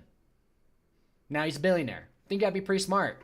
You're living in an all-white community, and hammering wood, and you watching YouTube videos on how to build houses. I mean, no disrespect.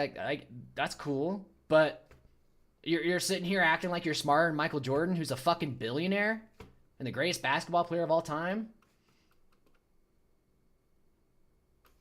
Dude owns a NASCAR team. Of intelligence, I mean, like, wow, he's done a great job. Anyways, back to Eric and the fed-up whites of the Arkansas wilderness. What do you think was modern white America's Treaty of Versailles moment? I guess like the Civil Rights Act. You know, there's a basis for equal rights under the law, and that was kind of the nominal intention of the Civil Rights Movement, but it went way beyond that and has ended up restricting people's freedom. One counter-argument that I would make to that is that, you know, in the 1940s and 50s, World War II ends, all the returning veterans come home. The GI Bill allows returning veterans to get low-cost mortgages on new homes. This is when Levittowns were being built and suburbs were being constructed at a very rapid rate. Cul-de-sacs were sprouting up, and the American dream was hatched. You know, white picket fence, nuclear family. Now, the Homeowners Loan Corporation, which basically decided who could live where, had racially restrictive covenants that said only white people can live in this area. Minorities can't live. They can only live in certain red-line zones. Yeah, red lines. Civil Rights Act comes in '64 after redlining had already began,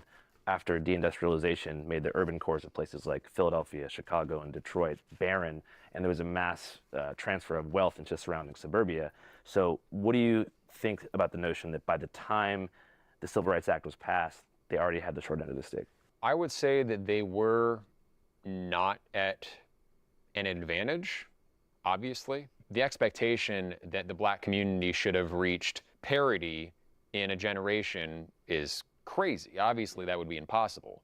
It'd require massive top-down social engineering. Right. Oh, he's thinking.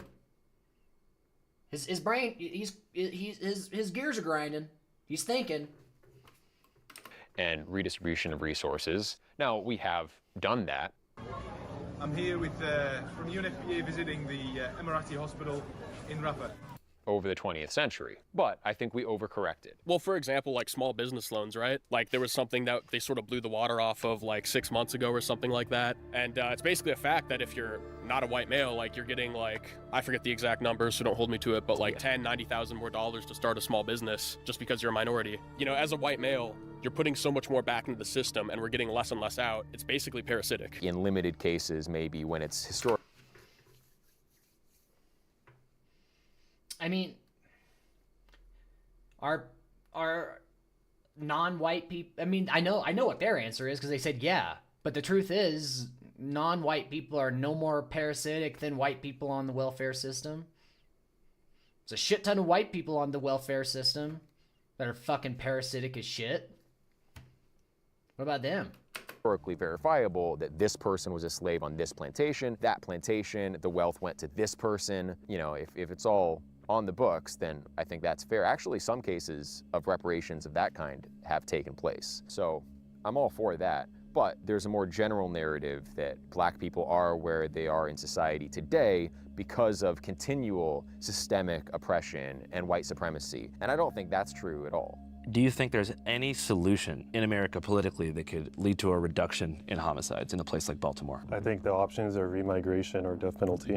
It should be noted that RTTL's opposition to the Civil Rights Act is beyond an ideological one, and it's Martin Luther King Jr.'s ghost itself that could come back and f this place up. You see, the 1964 rulings included something called the Fair Housing Act, which was designed specifically to stop things like this from happening. Isn't the Fair Housing Act technically supposed to restrict this kind of thing? Well, no, because there are exceptions for private associations, and we're not selling real estate. When people buy a share in the company that owns the land here, they're not getting a deed to land. They're getting the right to homestead in our community. All the initial LLC members, they paid the real estate company directly through the escrow agent. Unlike a residential development, which is owned by a real estate company that must follow fair housing guidelines, RTTL is an LLC, a limited liability corporation, technically operating on a commercial property that was once owned and zoned by a logging company. So the settlers there are actually partners in the company who must apply with the board to be shareholders. So you basically buy stock in a company, and then that in turn gives you usage rights for the land. Right, shares in a private company. And company boards can refuse the sale of shares to whoever they want. They're not explicitly legally required to give a reason why. You see what they did? I mean, obviously, European heritage is very important to us, and you'd be surprised, really, by the number of people that, despite knowing that, they'll get through the interview. I've asked them about their ethnic background, and then they mention, oh yeah, but I have a Colombian wife. It's like that kind of thing. It's kind of contrary to our values as an association. What if the Colombian wife is like 100% Spanish-blooded? Well, then it's probably fine. How much did that first share cost? About $6K. Pretty low. I think that was for about like 3% share in the LLC. How much do you think it cost you overall to get to this current point? Oh, not too much compared to like a normal house. And how close do you feel like you are to true self-sufficiency where you wouldn't technically have to leave? Pretty far away from that. It's a good goal. This is our first year really here, so let's just like adding one piece at a time. You could build a small cabin or have a building delivered for $5,000 to $10,000. So that plus the cost of the share itself, you could really reasonably get started with about $50,000. Is your goal ever to pave these roads, or do you kind of like the rugged Appalachian feel? No, I mean, one day if we could pave all these roads, it would be awesome. Yeah. But Orania in South Africa, they have 3,000 people. They bought an already existing town, you know, and then developed from there. And even they still have dirt roads. So it's going to be quite a while. Is that an all-white town? Why don't they just move there then? You know, the thing is, man, I think the thing is about the United States is that anyone should be welcome in the United States. I'm not saying open borders, but I mean, it doesn't matter what your background is. It doesn't matter what your religion is. It was a Ronald Reagan quote. Anyone from anywhere can come and be an American, you know? And I think this shit is inherently anti-American. These people talk about how much they love the United States. Well, no, they don't. They don't like what the United States is right now. They want to go back to this fantasy land that never really existed. It only existed in fucking, you know, the Andy Griffith show and shit like that. Andy Griffin, whatever the fuck his name was, you know. We get these paid. It should come as no surprise at all that they chose Arkansas for this project. It's a red state with low government oversight and a bunch of its own problems. Plus, the settlement is ungodly far from any population centers. It's hard to explain just how in the sticks this place truly is. The closest town is called Hardy, over 20 minutes away by car, and home to less than 1,000 people. You know what, though? To be fair enough, at least these guys packed up and got out of the community and started their own shit. And as long as they just leave everyone else alone, then whatever, I guess. That's fine. You know, leave them alone. If they leave everyone else alone, I say sure, give it their, then that could be their own little place. You know? If you want to go have a little Nazi land, then go ahead. One of whom is black. The locals didn't really have an issue with us. We've had good relations with most of our neighbors from the start. There's a lot of people out here that, I guess, live and let live, you could say, which I appreciate that. Still, though, despite the lack of local pushback, there is some concern that with this national news media attention, legal trouble could be imminent. Potentially, the biggest hurdle is the legal hurdle. There's going to be a lot of legal challenges, I think, to go through with this sort of thing. We've not been sued or fined. This is your brain when you're struggling to focus. And this is your brain when you're in the zone. Yet, but we do expect that. People have made complaints to government departments. We've had requests for information from government departments. So I think investigations are happening, and we'll have to wait months to really find out. Even with... Yeah, man, maybe the best case of action is just to leave these guys alone. Let them have their own little community, and as long as they don't interfere with American way of life, they can have their own little weird-ass way of life too, I guess. Whatever. Just don't interfere. Don't be pushing your bullshit religion, or your... not just religion, but, you know, whatever this weird-ass ideology is, and don't try to force all of the United States to become that.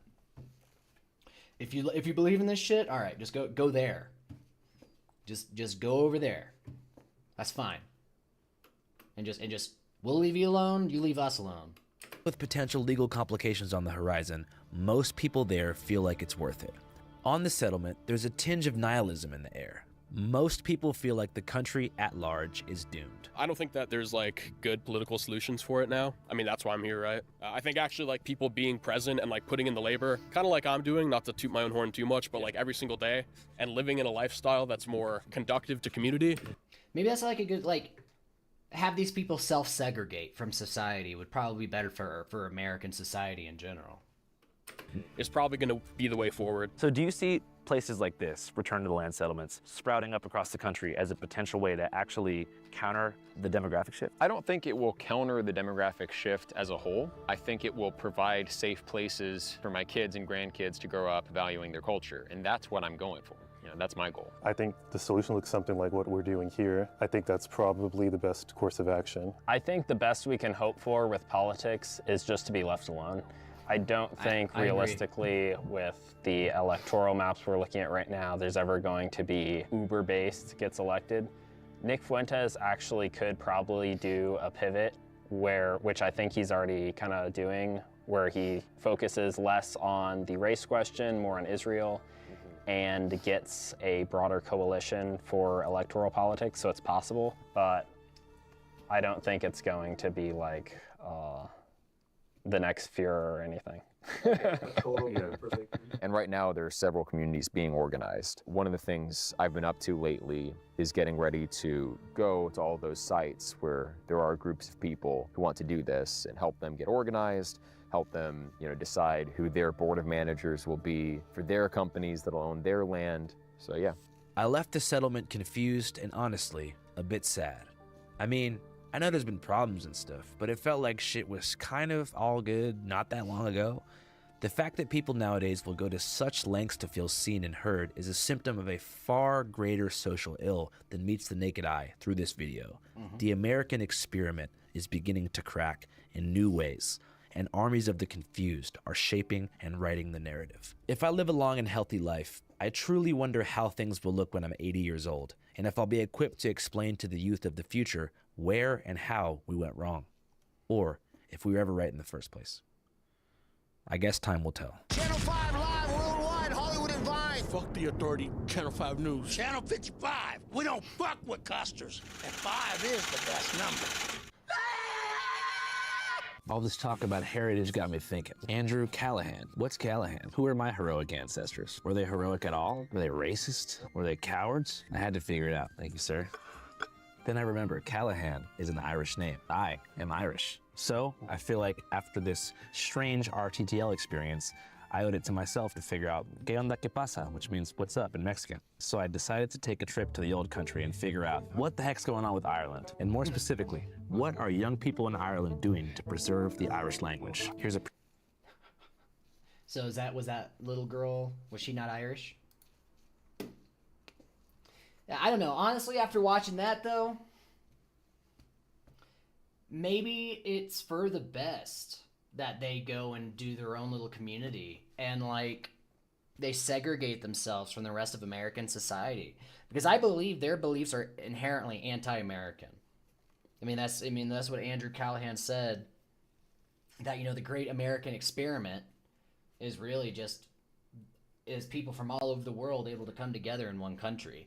And if these people are against that, you know, I guess the next best thing from them packing up and leaving the country is them having their own little society away from humanity or from American society, and just leave them alone.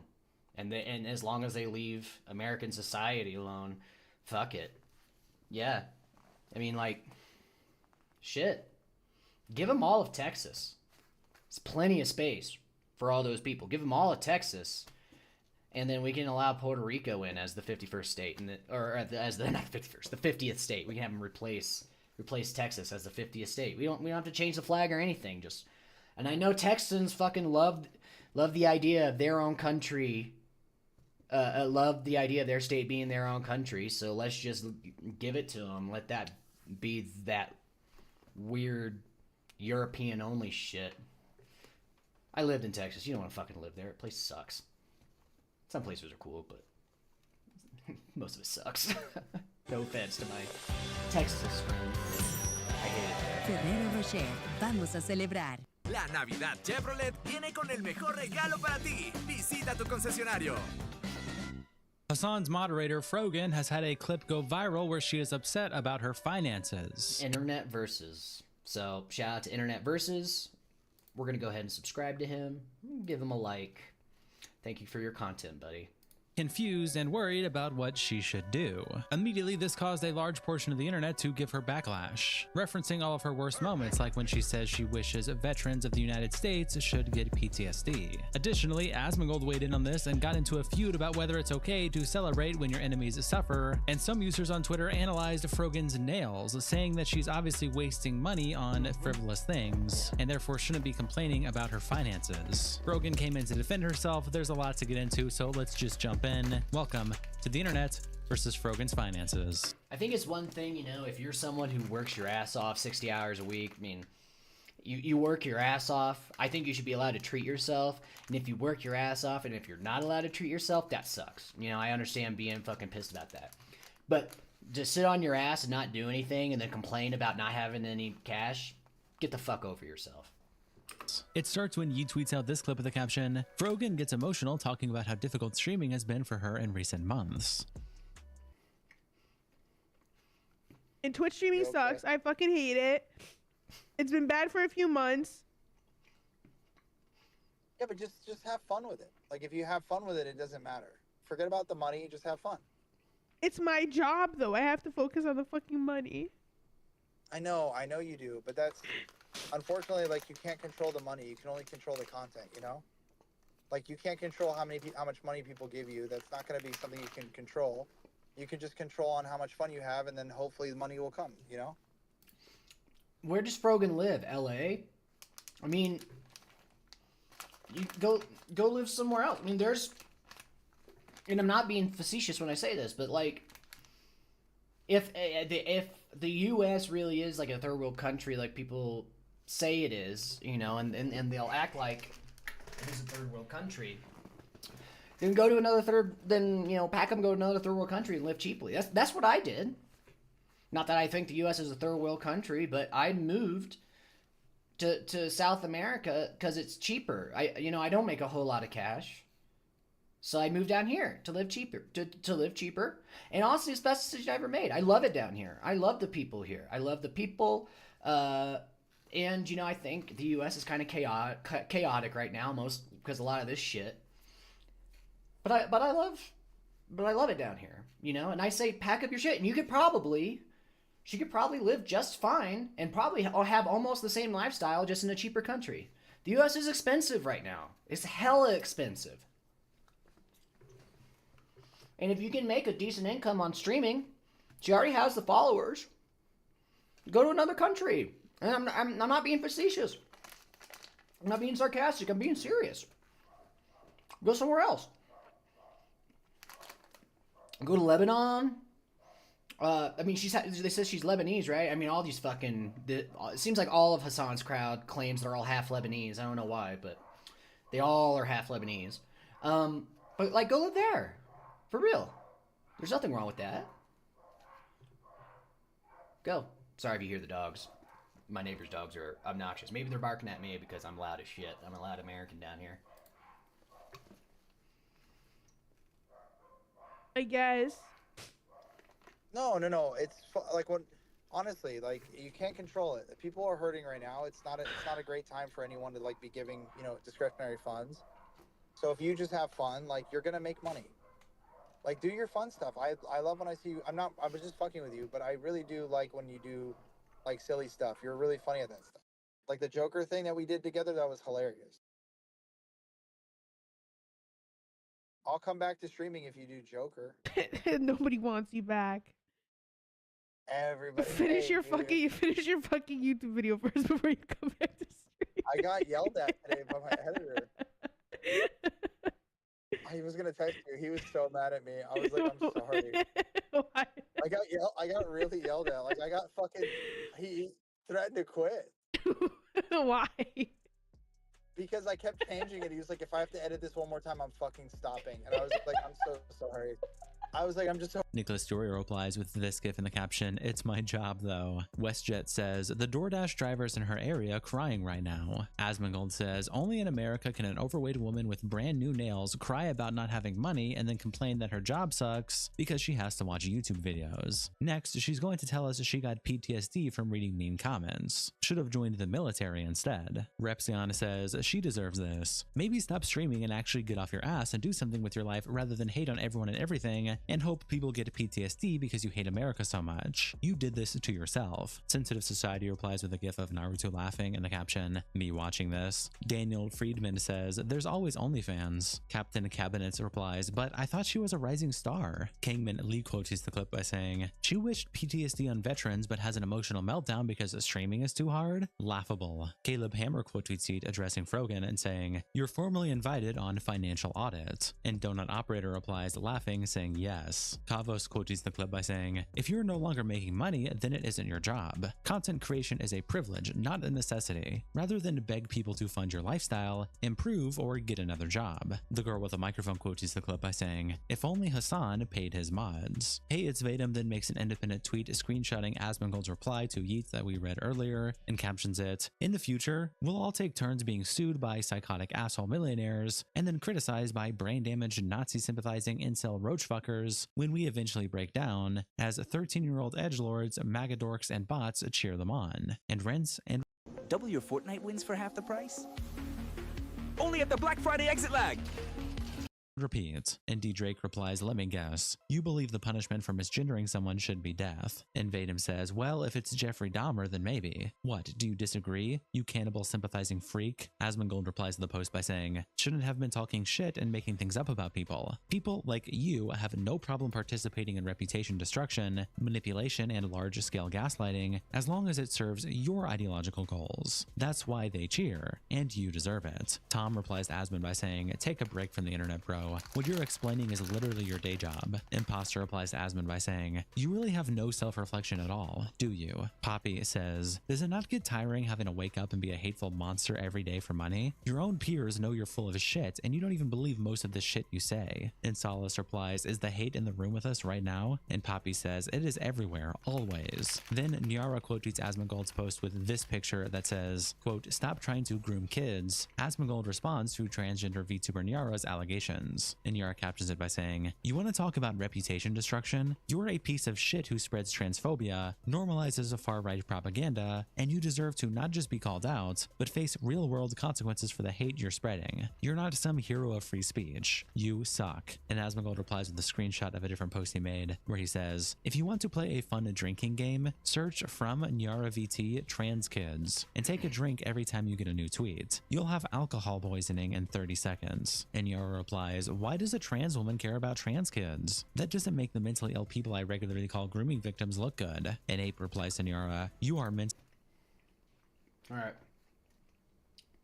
If it's just going to be him reading out tweets the entire time, then I'm not watching that.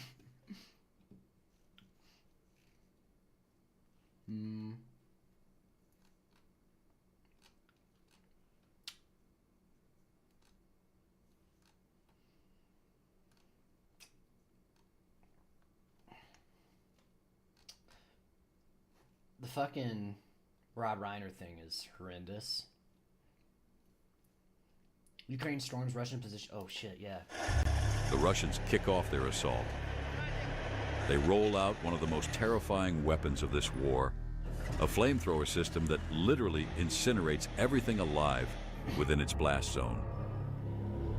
In raw power, it stands just below nuclear weapons, and wherever it strikes, it turns the battlefield into hell. The mission is single-minded, to take out the Ukrainian strongpoint that has long stood in the way of the Russian advance. The thermobaric munitions falling chaotically over the Ukrainian strongpoint consume the oxygen in the air and generate massive overpressure across the impact zone. They were damn lucky, way out of the blast. Yet they still suffered concussions and nearly suffocated. Most of the troops were wiped out in the rocket How is that not a war crime? blast. The overload was too much to survive. Those who survived this hell decide to fall back, knowing that after the shelling comes... I mean, what's stopping... Use chemical weapons at that point. ...the cleansing of the position. For a long time, Russian command prepared to capture the stronghold. Descarga el épico juego de acción online War Thunder y alégrate el día con emocionantes batallas. Pulling in large reserves for the strike. When the artillery sweep ended, the assault force surged ahead. Motorcycles and armored personnel carriers tore toward the landing site, trying to stay clear of Ukrainian drones. The operation was carefully planned and executed with precision. It unfolded lightning fast, and Ukrainian forces couldn't react in time. They stormed the trenches, leaving no threat standing. Orders are clear, no prisoners. Take every last one out. The mortar crew positions the weapon, targeting the enemy trenches. It's not another war crime. Just Russia committing war crimes. No shock. This fire support lets infantry advance swiftly over the destroyed enemy. The advance is moving at a breakneck pace. Meanwhile, the Russian sniper circles around from the rear and takes position with a clear view of the Ukrainian retreat routes. Russian drone operators detect a Ukrainian group and pass the coordinates to the sniper, who now knows exactly where they'll appear. Cold calculation, a light touch on the trigger. Almost everyone trying to flee is cut down. War, a mad, ugly act that grinds up destinies with a cold, impassive face. Russian assault units have swept through most of the trenches, facing no resistance from Ukrainian defenses. The preliminary work of artillery and mortars paid off. They sweep the trenches, finishing off all cover and the wounded. You You know what I'd do? I'd have some sort of incendiary devices and something like this, because you know they're gonna, if it works this effective, they're gonna do it again. Place a bunch of fucking incendiary devices in there, and then once you retreat, light that shit off. Only a handful of feet. Or mustard gas. I mean, clearly war crimes don't fucking matter in this war, you know? All you need to do is make mustard gas as bleach and ammonia. Make some mustard gas IEDs or some shit like that. Point in there. Fuck them. Feet remain, and the strong point is secured. The soldier heard a hoarse voice from a trench. Apparently, these were wounded Ukrainian fighters who couldn't evacuate after the artillery barrage. The Russian soldier instantly pulls a grenade and throws it toward them. That was the last cry of a Ukrainian soldier. The Russians move in and find the wounded fighters already. Dude, fucking hands are off, bro. Like, gloves off, I mean. They're just straight up committing war crimes. All right, let's see if any of the comments are straight in there.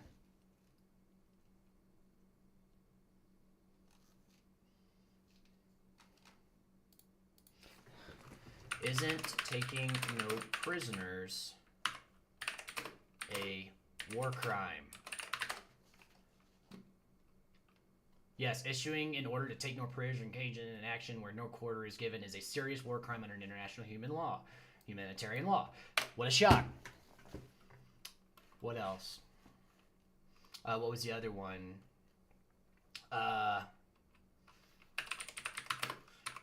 Missiles. Oh, I can't spell missiles. Missiles, Ukraine, war crime. What were those missiles called?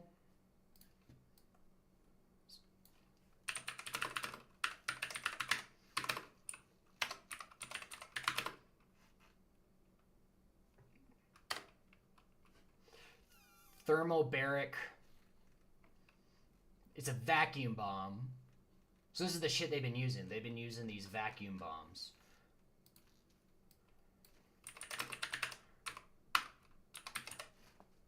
Baric weapons legal in war. No, of course not. So right in the very beginning of this video, you get 2 fucking war crimes, dude. Why? I'd be using a nuke if I was Ukraine. I'd be nuking the fuck out of Russia right now. I'd be nuking them. They're just straight. This is what's so stupid about these fucking war crime shit. It doesn't fucking matter because no one's ever held accountable. Putin's never going to be held accountable for doing fucking war crimes. At all. He'll never be held accountable for it. So just drop some fucking nukes. Fuck it. Drop them. If I was Ukraine right now, I'd be going to every single country that has nukes, going under the fucking radar if I could, and getting that shit and nuking the fuck out of Moscow. That's what I'd be doing. Fuck it. Maybe that's the reason why I'm not in charge, though. Already finished off by the grenade. Among them, one Ukrainian soldier still held a photo of his family, gripping it tightly until the last moment. And like hyenas, they start looting everything in sight. Russian command sees through drone cameras a Ukrainian armored personnel carrier speeding to rescue the last handful of soldiers who got out first after the artillery strike. And just listen to the sarcasm in which they revel in their cruelty as they give their orders.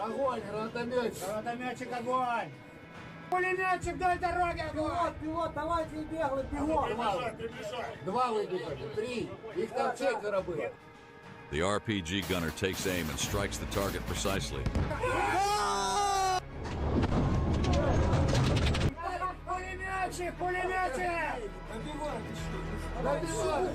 Under a storm of hits, it refuses to fall. That's the power of American steel.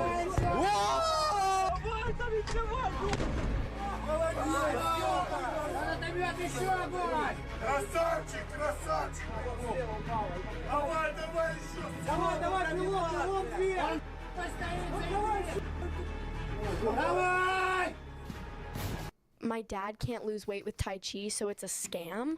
Oh, no, he probably just doing it wrong.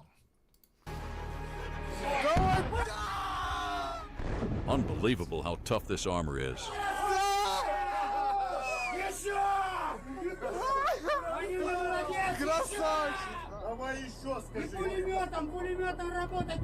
The RPG failed to break through. An anti-tank guided missile comes into play. The vehicle endured 3 hits, but the 4th proved fatal. The crew is badly concussed.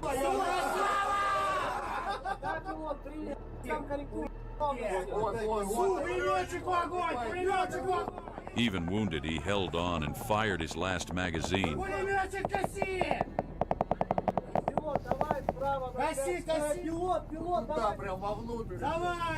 The grenade brought the fight to an end, carrying away the hope of survival.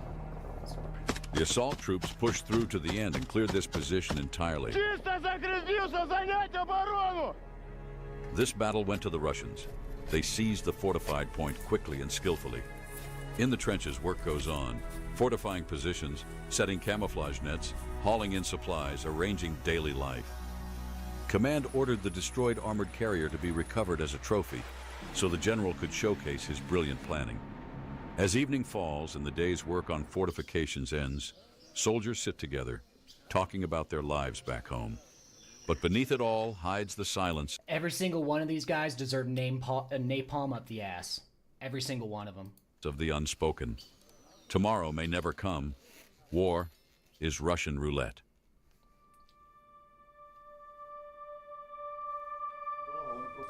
To retake the position, Ukraine's command has sent in one of its best brigades. The planning took more than 2 weeks.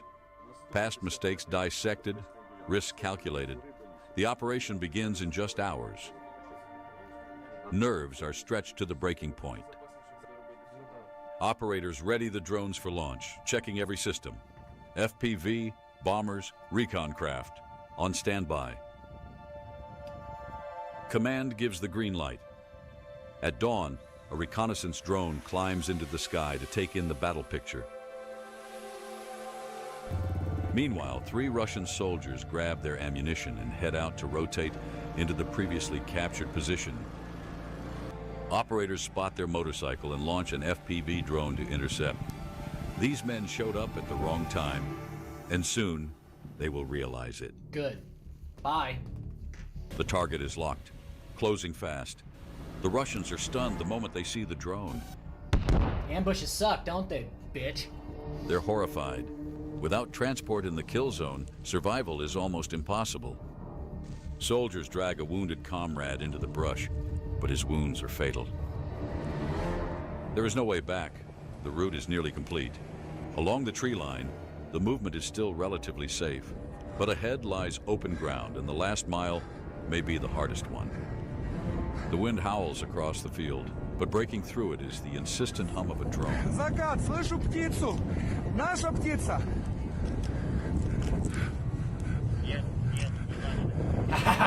Bye. Есть, увидел. Ангел мой, будь со мной. Ты впереди, я за тобой. Ангел мой, будь со мной. Ты впереди, я за тобой. Ангел мой. How many Ukrainians did you just slaughter in those trenches? And now you're fucking praying to God? Take no prisoners. War crime. Thoroughbaric weapons. War crime. Y'all don't deserve shit. Y'all don't deserve any mercy. Slaughter them all. He realizes the Ukrainian bomber drone is hanging right above him. Fighting panic, he raises his weapon and tries to bring it down. Dude, maybe MacArthur was right. Maybe we should, after we took over, maybe after fucking Nazi Germany fell, we should have turned right around on Russia, dude.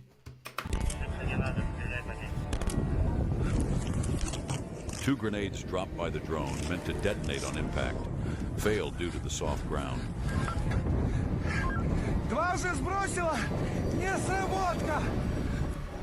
The mortar crew opens fire. It's impossible to imagine the horror they feel right now. The FPV attacks him but fails to strike, detonating close by. It looks like his prayer did not go unanswered. Дежурный, мы повторяем или ждем цель? Ждем цель. Чешется шея. Вам почесать? Почеши. Stunned by the FPV blast, The soldier desperately tries to down the bomber drone over his comrade. Боец стоит на месте. Возле него хлопок. Он стоит дальше.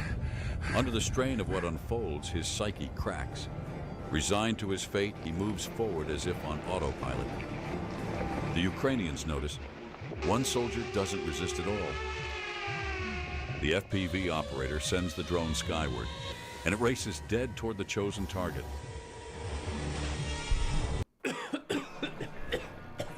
Ahora con el Movit, fortalece tus defensas y síguele el ritmo. Meanwhile, the second soldier stands firm, refusing to yield. Поднимайся! Through impact grenades exploding around him, he runs to the wounded but knows he can't be saved. He sprints on, blasts, ripping just feet away. Передок! Вок! His voice carries the weight of exhaustion. He can no longer keep running. Упала кассетка! Не разорвалась! Exhausted and wounded after drone attacks, he barely reaches the tree line, calling for help on the radio. Куда двигаться? He calls out, but there is only silence. Товарищи, он заходит на меня! Жека, что там, встречаем? Да, говори запись. Drained, he clings to the tree as if seeking support. But command stays silent. They have already written him off. The drone slowly approaches its target and detonates. Yeah. This is the harsh reality of modern war. Sucks taking no prisoners, huh? Meanwhile, the ground operation has just begun. After reconnaissance and drone strikes, the artillery joins the fight. Hell yeah, dude. Artillery crews methodically pound enemy trenches, wiping out infantry and setting the stage for the landing. The Bradley's engine roars to life. The commander orders the troops to load in. The assault team jumps in, exchanging glances and words of encouragement before the fight. Knowing the artillery strike is only the prelude to an assault, the Russian command launches a recon drone. Внимание, подготовка к пуску. Пуск по готовности, разрешаю. Operators scour every sector, eyes fixed on the screens, trying to predict where the strike will come from. They spot a Bradley moving toward their positions. The operator quickly relays the coordinates to the anti-tank crew, the same one that destroyed the evacuation vehicle earlier. They react instantly, loading the launcher into the pickup bed and moving out to the firing position. At the ambush site, they quickly deploy the anti-tank guided missile system. Everything's ready. Now, they wait for the Bradley. The operators spot the target on the horizon and open fire. The missile slams into the Bradley's side, but it keeps rolling. Inside, a heavy thud and a shake. That's the power of American armor. The Bradley doesn't stop. It charges toward the landing zone, laying down fire on enemy positions. The Russians are in shock at the speed of the breakthrough. Their infantry hugs the ground as the Bradley's 25mm cannon tears through everything in its path. The Bradley's mission is complete. The ramp lowers. Soldiers rush out, scanning the battlefield, seeing how the artillery has torn up the trenches before jumping straight into the enemy lines.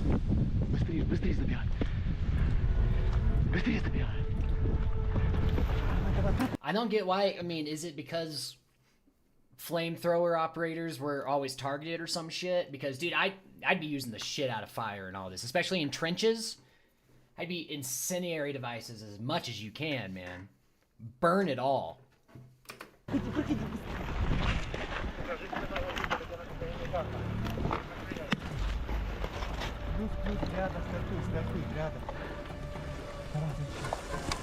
Гранату туда ебать. Цинку. Давай, See, the Ukrainians fucking give them chance to surrender. The Russians don't. Way too lenient on the Russians. Схватайся, выйди. Ты закидываешь гранату? Граната!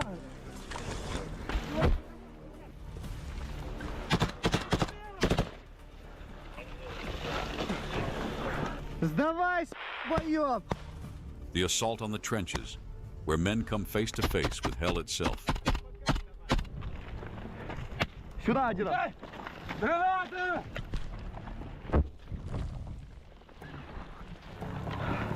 Фу! Где?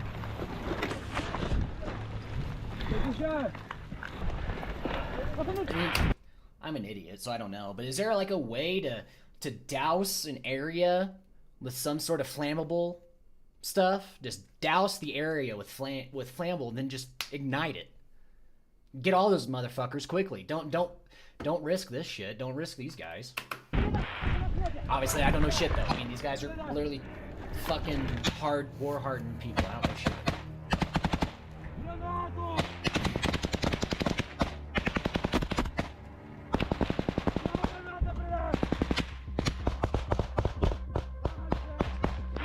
Як я його не заїбасив! Там як я його не заїбасив! 2 метри! Він гель! Тому, блядь, 2 метри від нас! The enemy is so close. Their voices are louder than bullets. Присядь! Він дасть, блядь, під низом, сука, во! Через 2 метри від нас! Следующий укоп. Это свои, блядь, до мене, свои, блядь, туда, блядь. Do you want insights into larger player activities? The big players are the whales of the market, and it's usually The Russian command deploys snipers to disrupt the advance of Ukrainian assault troops from a safe distance. They quickly take position and select a target for the attack. Да, все принял. Беру левого. Как принял?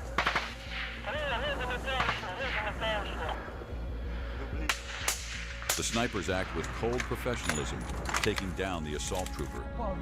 Дивись, десь діти снайпер.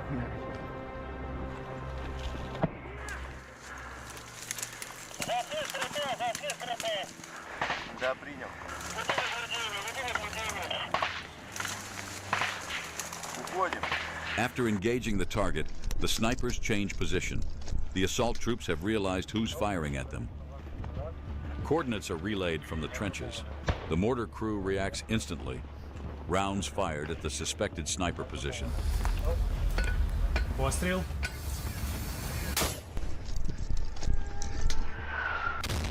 The mortar explodes nearby, just a few feet away. But by some miracle, they survive. Давай. The snipers stay in the fight, taking up a more favorable position. Туда дальше рухаемся.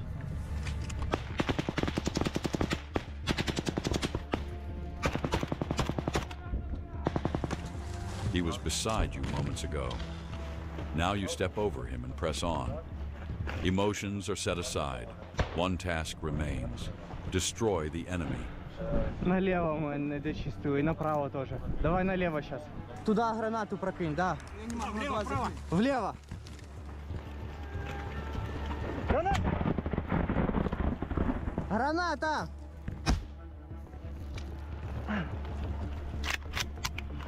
Я пустый, перезарядка. Дезотектор!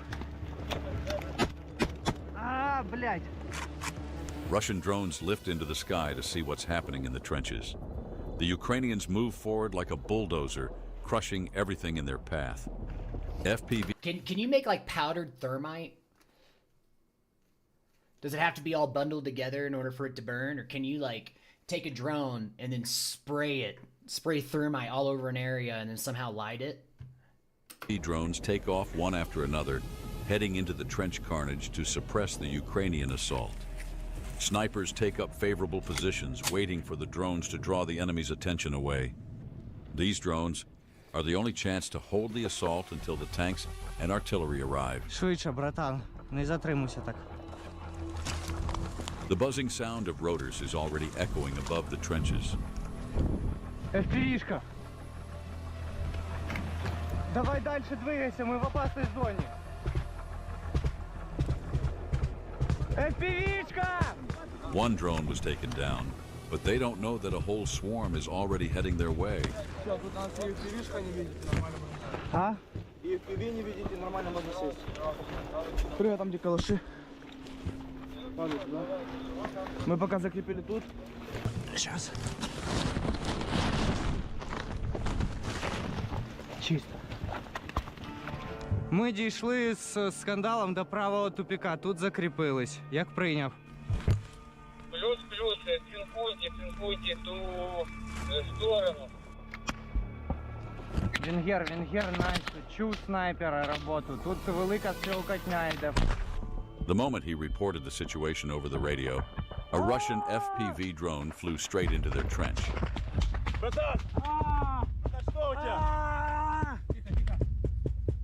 His hand blown off? Yep.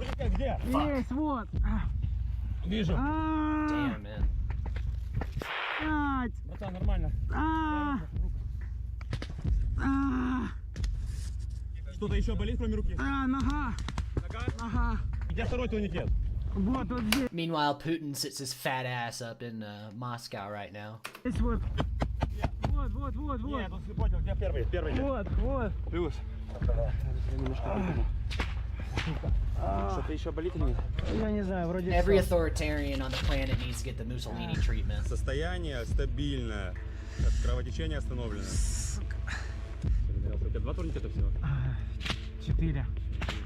5 даже, один еще в аптечке. Я постараюсь сам доскакать. Ну, типа, с помощью. Сука. А тяжело, блядь, двигаться даже с тампонадой. The Russians, realizing they are losing their position, send in 2 turtle tanks as reinforcements. The Ukrainian drone operators were already prepared for such a scenario. The first turtle tank was immobilized by a hit to the driver's hatch.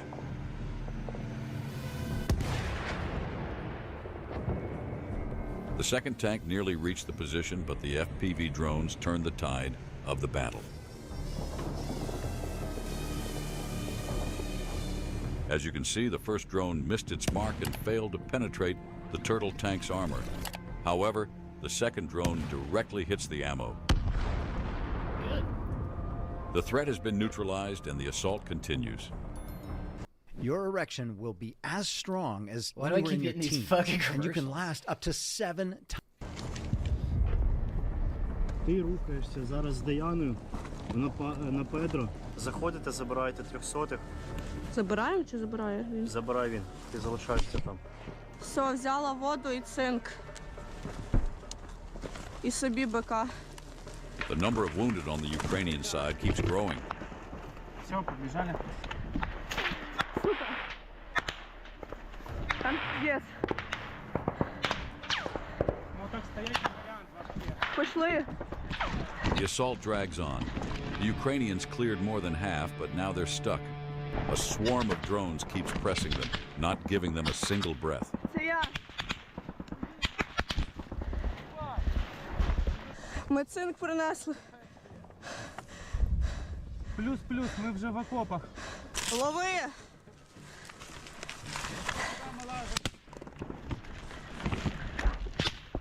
Где 300-е? Сзади. Давай. Що, я зроблю? Даяна поможе. The medic checks the soldier. Seems like nothing critical. Все рано штанішки підуть. Да, де вона? О, і одна зверху, бачиш? Дайте. Мала, ховай. Тільки ховайся. Давай, маленький, давай. Давай, Гарик, я крию. It was heading straight for them, but they were ready. While Ukrainians are fighting off drones in the trenches, Russian artillery arrives to support its troops. It locks on target, unloads its ammunition into the designated grid, and quickly leaves the position to avoid Ukrainian counter-battery fire and strike drones. Heavy shelling and drone raids, they're still holding, waiting for their own drones to join in. Всі цілі. Да. Все. Працюємо. Поки немає чим заряджатись, то я піду до 300. Братуха, не треба сюди дивитися, блядь. Дивись туди, поки. Повернися. Перевірю. Зліва. Легенда, того кровотечі нема. Все. And here comes the support, a swarm of Ukrainian drones buzzing over the Russian troops. Просто зоопарк нахуй літаючий, просто які хочеш FPV. Ukrainian drone pilots, gods of their craft, They hit the Russians even where no drone should have made it through. Да. Плюс-плюс. Ми цілі плюс-плюс. Яка обстановка? Що відбувається? Де пі...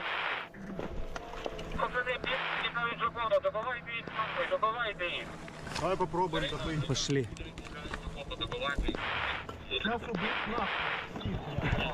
As soon as the enemy artillery falls silent, they move out to clear the last sector. They fire into the burrow where the radio crackled. Looking inside, he sees a body torn apart by a drone. Вони сіпалися тут. There were 3 in the hole. One ran for the open field. Another vanished into the next. Убив! Дебіл! Хорош. Заїбався? Живой був. А-22-31. Заряд штатный, прицел. По готовності один снаряд, огонь. The artillery crew is ordered to hold the Ukrainians, to buy time for the rest of their troops to fall back and avoid capture. Откат, давай.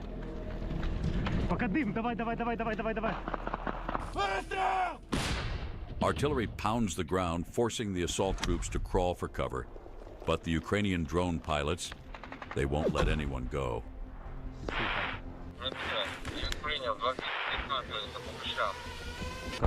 Може, якийсь недобиток остався. After the artillery falls silent, they move in to clear the last trench. Чисто. Чисто? Да. Все, це конець? Да. Окоп зачищен. The assault troops have retaken the strong point and report that the area is clear. Drone operators are pursuing the Russian soldiers who tried to flee.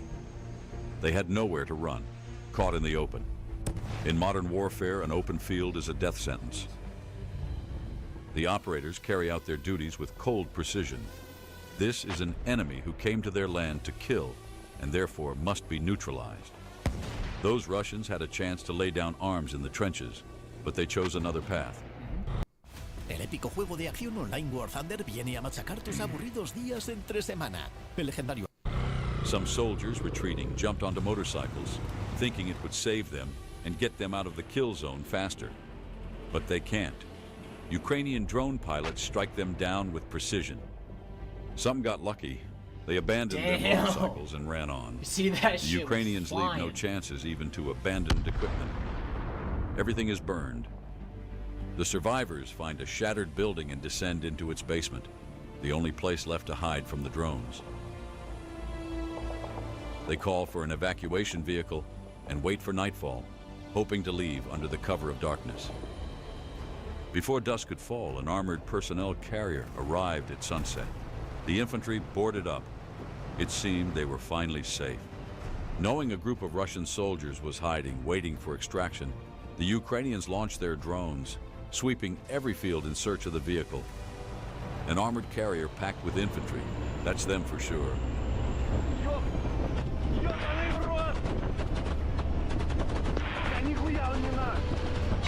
The Russians fire from every weapon trying to bring down the drone, but it's useless. The vehicle's hit and burning.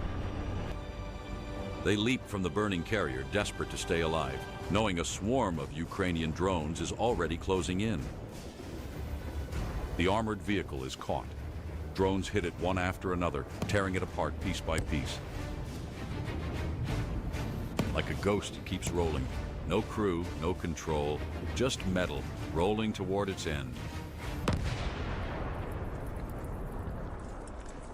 Wow. The enemy's wiped out. The Russians left many behind on the field. Under the cover of night, a Bradley rolls into the captured position, dropping off supplies and ammo, pulling out the wounded and the fallen. The price paid for this stronghold, human lives torn from their paths and broken by war. Despite the propaganda, hundreds of thousands of Ukrainians have already given their lives defending their land. Each of them became part of a story written in blood. Let this film be a reminder of the price the Ukrainian people pay in the resistance against Russian aggression. It's the story of a people who chose not to surrender, even when the world grew tired of watching. If you want more episodes, please like and leave comments. Damn, this will be a great incentive to release a new video. See you soon. Well, war's fucked, man. And I know I'm sitting here getting all emotional and screaming and saying stupid ass shit. I've never been in this situation. I've never been in war, and God, it's a horrific thing, man. Sucks, but I'm gonna call it.